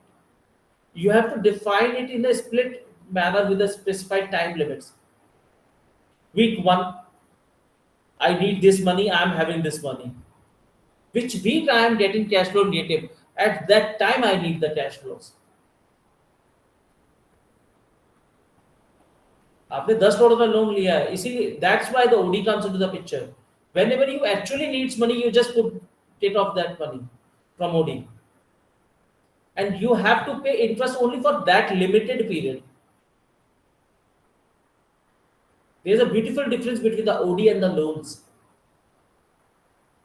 You have taken a loan of 10 crores in the starting of the year, you have to pay the interest for the whole year, whether you use money or not. And you have taken an OD of 10 crores from the same bank, you have to pay the interest only on the part where you have actually used that, utilized that. That's a major difference. So your cash flow will tell you how much amount of funding you actually need. Funding sources. Funding sources always comes to the picture, and how much money you actually need when you need that money. It could be bank, first of all, which comes to our mind. The second is the ventures, the capitalist, the investors, financial institutions, we call it NBFCs, our relatives, family members, friend circles, the loan part, or your own money. It could be anything, depending upon the size. So you have to tell in the business plan that who is going to fund your sources. You have to disclose your funding sources with a detailed cash flow. So funding is not like that the layman you just asking the money that this is the plan I am having. No, you have to prove that whatever you have asked the money, how much amount you have asked for, is it really correct? What is the logic behind that? You have to show that logic as well.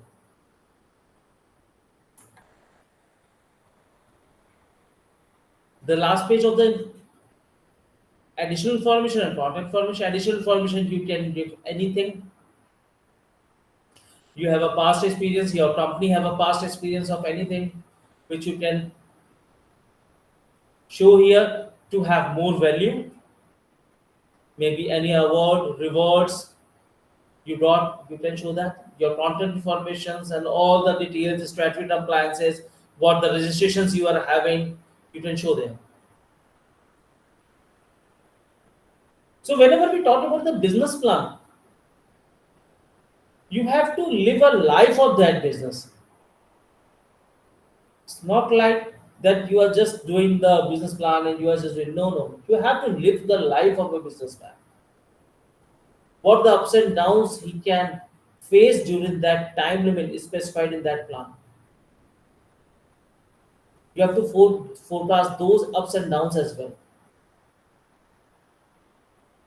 You are into the agricultural business, you have to take care of the monsoon as well, the drought as well, the stone pelting as well, snow, rain, extra rain, everything you have to consider based on the statistics. Suppose you are having a very small grocery shop, you have to take care of the festival parts. Navratri is coming, so everyone knows those total part and these sales will be very high. So what is the right time to buy those and stock it? During the festival, it is going to be very expensive. So maybe 15 days or 1 month before, if you buy it and stock it, it will give you a good profit. Those things you have to take care while you make a business plan.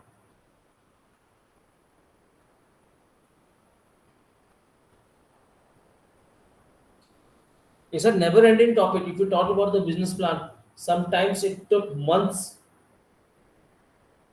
to prepare a small business plan. It months, sometimes 3 months, 4 months. So every time you have to live a life of a businessman when you actually prepare a business plan. It's just not a slide or the presentation you just need to give to the bank to get the money. No, no, no. It's not like that. This is really very important. If you are doing a very small business, try to think in this way and you will love it. You will find, oh, भाई ये भी हो सकता है. मैंने ऐसा क्यों नहीं किया? Why haven't I done it before? Surely you will say this. Not the big ones, even the small perfume shops, grocery shops, fruit shops as well.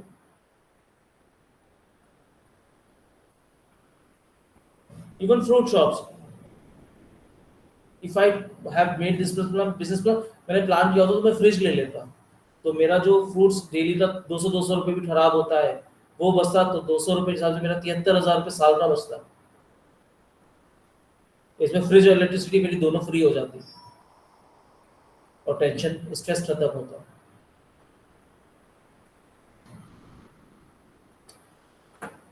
Thank you for hearing me.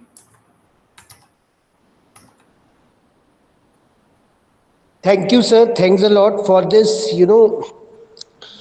If I say it's a wonderful is a very, very short word, because one of the main input I received from this one is that the way you have presented was just you have explained each and everything in a very simple manner, and you have a very little content on the slide.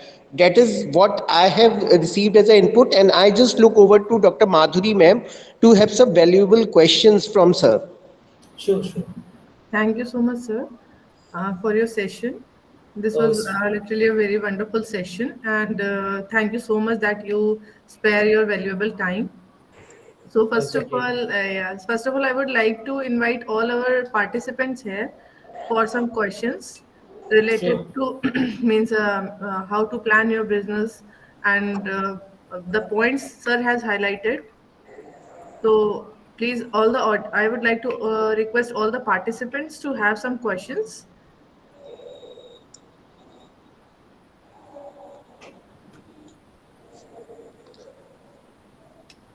Dr. Rajesh sir, I would like that you should ask some question. It's really a privilege for us if you are in the meeting.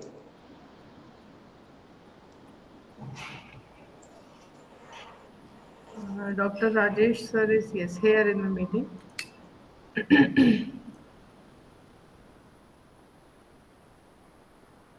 Rajat sir, Shashank sir, I just wanted some queries, would be come up because sir has really spent his valuable time from UK from this time to give us some insights, valuable insights.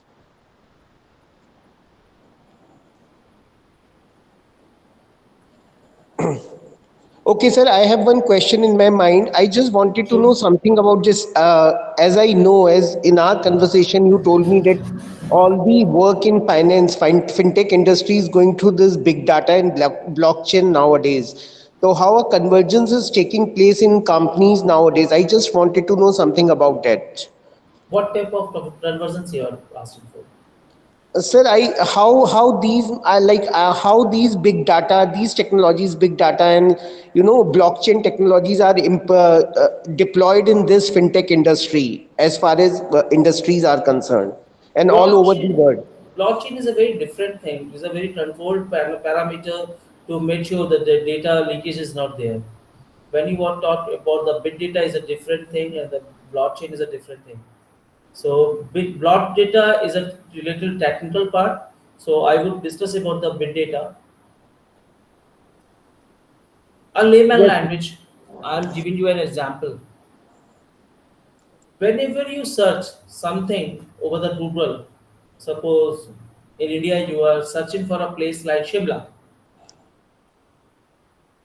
how Google reacts. At any point of time, Google is getting data from millions of people and they show their advertisement according to that place only.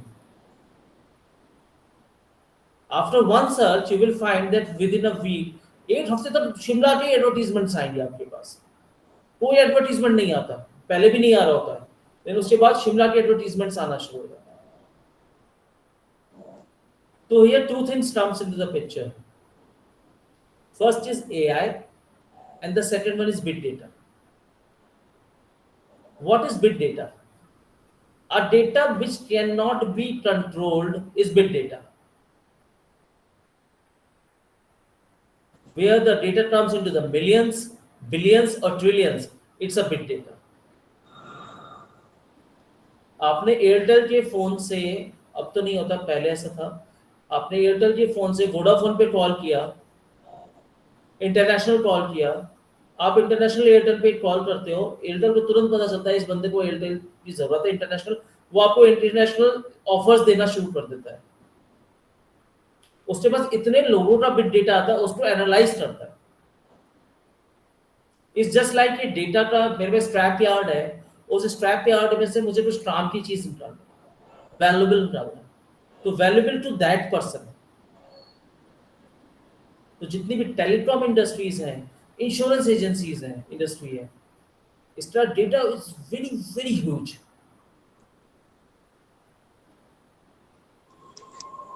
उस better data को analyse, that's a real future nowadays. And what AI is doing, AI, simple terms, AI है क्या? AI is just a human sitting back on the computer. एक engineer ने एक logic लिखा, उस logic पे जैसे पैरामीटर्स पे कुछ भी डेटा आता है, उसका वो रिजल्ट प्री डिफाइंड होता है, वो दे देता है. जैसे हम कैलकुलेटर देते हैं, कैलकुलेटर 2 + 2 4 बता देता है अपने आप. तो दैट इज आल्सो एआई, एक आर्टिफिशियल इंटेलिजेंस डाल दिया उसमें हमने. इसी का डिटेल्ड वर्जन इज एआई, जो नाउअडेज ओपन चैट और भी बहुत सारे वर्जन हैं जिसमें चल रहा है, chat GPT sometimes. AI is just artificial intelligence because actually no man is doing that. So that's why we are saying it's artificial intelligence. But actually a man is behind that logic. Somebody has written that logic into their mind. They are not doing it themselves. Even a robot is designed to do something for you. But a robot can't do anything without asking you. You ask a robot to prepare a cup of tea for you.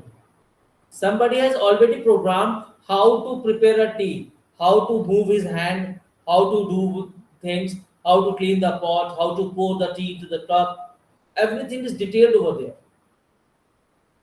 He just need to follow the instructions one by one. That's it. कुछ और नहीं करना होता उसे. जो पीछे से उसके ओनर ने बोला हुआ है कि ये करना है, उसने वही करना है. कहीं भी काम रुक जाए ना, वो दोबारा देखे ना, लास्ट स्टेप हुआ था नहीं हुआ था, हो गया था तो फिर वही स्टेप शुरू कर देगा.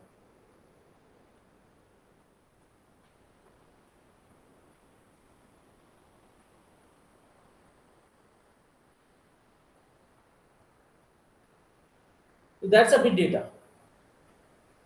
We just think कि बिग डेटा है क्या, big data, but big data है क्या? हम जो डेटा दे रहे हैं, ये मैं आपसे बात कर रहा हूँ, मेरी बातों की रिकॉर्डिंग आपने कहीं पे की, ऐसी 10,000 रिकॉर्डिंग्स हो रही, ये बिग डेटा बन गया. इस बिग डेटा में ये डालना है कि who is the best speaker. AI को लगाया, उसमें हमने 10 पैरामीटर डाले, जिसकी टॉपिक अच्छे थे, प्रेजेंटेशन ब्यूटीफुल थी, प्रेजेंटेशन में ये चीजें थी, उसने फिल्टर किया, उसको और फिल्टर किया, ऐसे हंड्रेड्स ऑफ फिल्टर्स के बाद उसने 8% डाल दिया कि according to him this is the best one. This is the only reason AI में ये स्टैटिस्टिकल चीजें चलती है, स्टैटिस्टिक्स होता है. They never say this is 100%, they say approach to 100%. Right.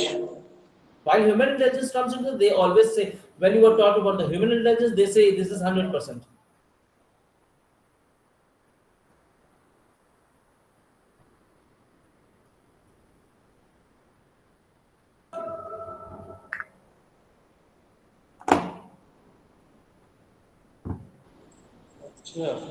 Yes, sir. Any other Okay, sir. questions, So, please? sir, one question is from my side. This is a very general question I'm asking. Sure. That means as you are in London and you are seeing the means entrepreneurial ecosystem there also. So I just want to ask that what is the major difference you have observed between the Indian startup ecosystem and the startup ecosystem there in UK? The liberals compliances first. The second is the tax evasion. Tax evasion, Okay. tax chori. The government in other countries are liberal. They are very strict to their rules, but actually they are liberal with the processes. In Hmm. India, we have shown that the process is very streamlined, very streamlined. They are very easy. They are very online, but actually it is not. It's really very complicated process they have. The law is very undefined. The process is very undefined. Every department, even if you are talking about the just the GST is the latest one. If you go with a GST in Meerut, you will find a different answer for one question. If you go to with the same question to GST Delhi, you will find a different answer. If you will go to GST Gurgaon, they will give you a different answer. They do provide you answer as per their knowledge, not as per their law. And sometimes you will not find the answer. They say, I don't have time for you. So that's the thing. But in other countries, like if you talk about the United Kingdom, London, the UK, you will not find this thing. They are very much process oriented and very liberal. So if I say that what market value you think there in UK is there of Indian products? Oh, that's a good question. All the economy of UK have Asia products as only. You will find everything here from Asia, India, Pakistan, China, Bangladesh, everything. All the foods, all the cloth, the Bangladesh has a lot of done in the business here. Even all the ID companies, they have the setups in India. Okay. And there's a basic reason is behind that. We are 140 crores. Right. This is the basic reason Mhm. to have our products there. Yes. And they are quite less. So whenever they need something, they just ask us to prepare it for send it to us. It's cheaper for them.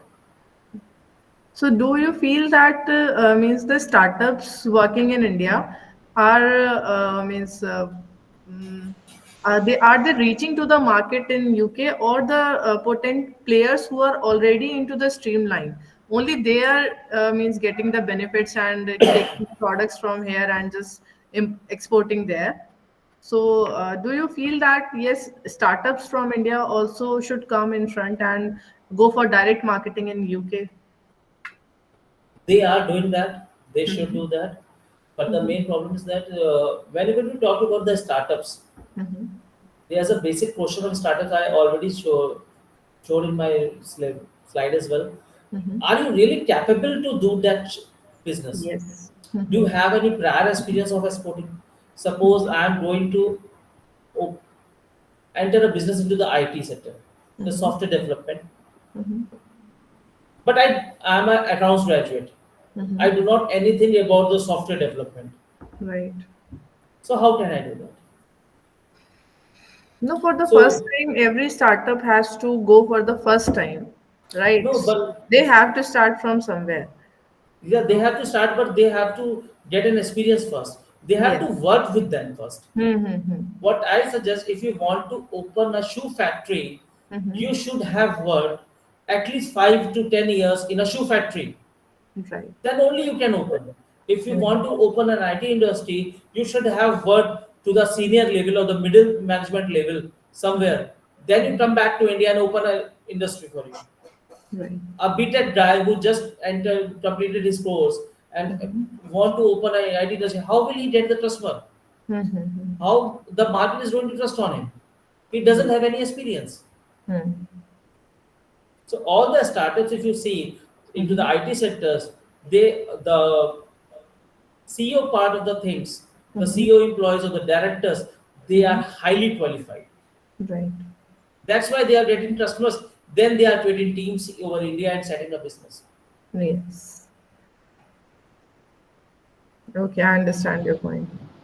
Else you can't get the customers. If Yes. you are new to the business, you can't get the customer. And even suppose I want to buy a shoe, Mm-hmm. I will not give my order to a Mm-hmm. person who is new to the market and he doesn't know anything about the shoe. Right. जब मैं ही नहीं दूंगा तो वो बाहर के लोग क्यों देंगे? Right. Right. Right. मुझे 1000 शूज चाहिए तो मैं उसी को दूंगा जिसको थोड़ा सा एक्सपीरियंस हो, प्राइस भी Mm-hmm. ठीक हो और मुझे एक्सपीरियंस भी मिले. नहीं तो मैं Mm-hmm. दूंगा ही नहीं, उन्हें ऑर्डर ही नहीं दूंगा. Mm-hmm. Yes.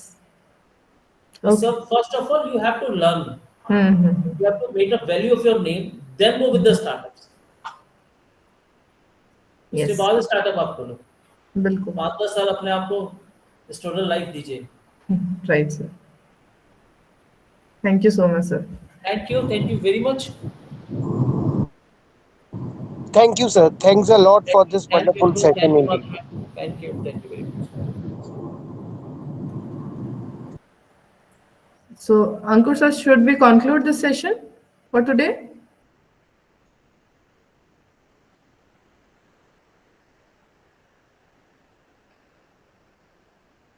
Okay, thank you everyone for being here. Thank you.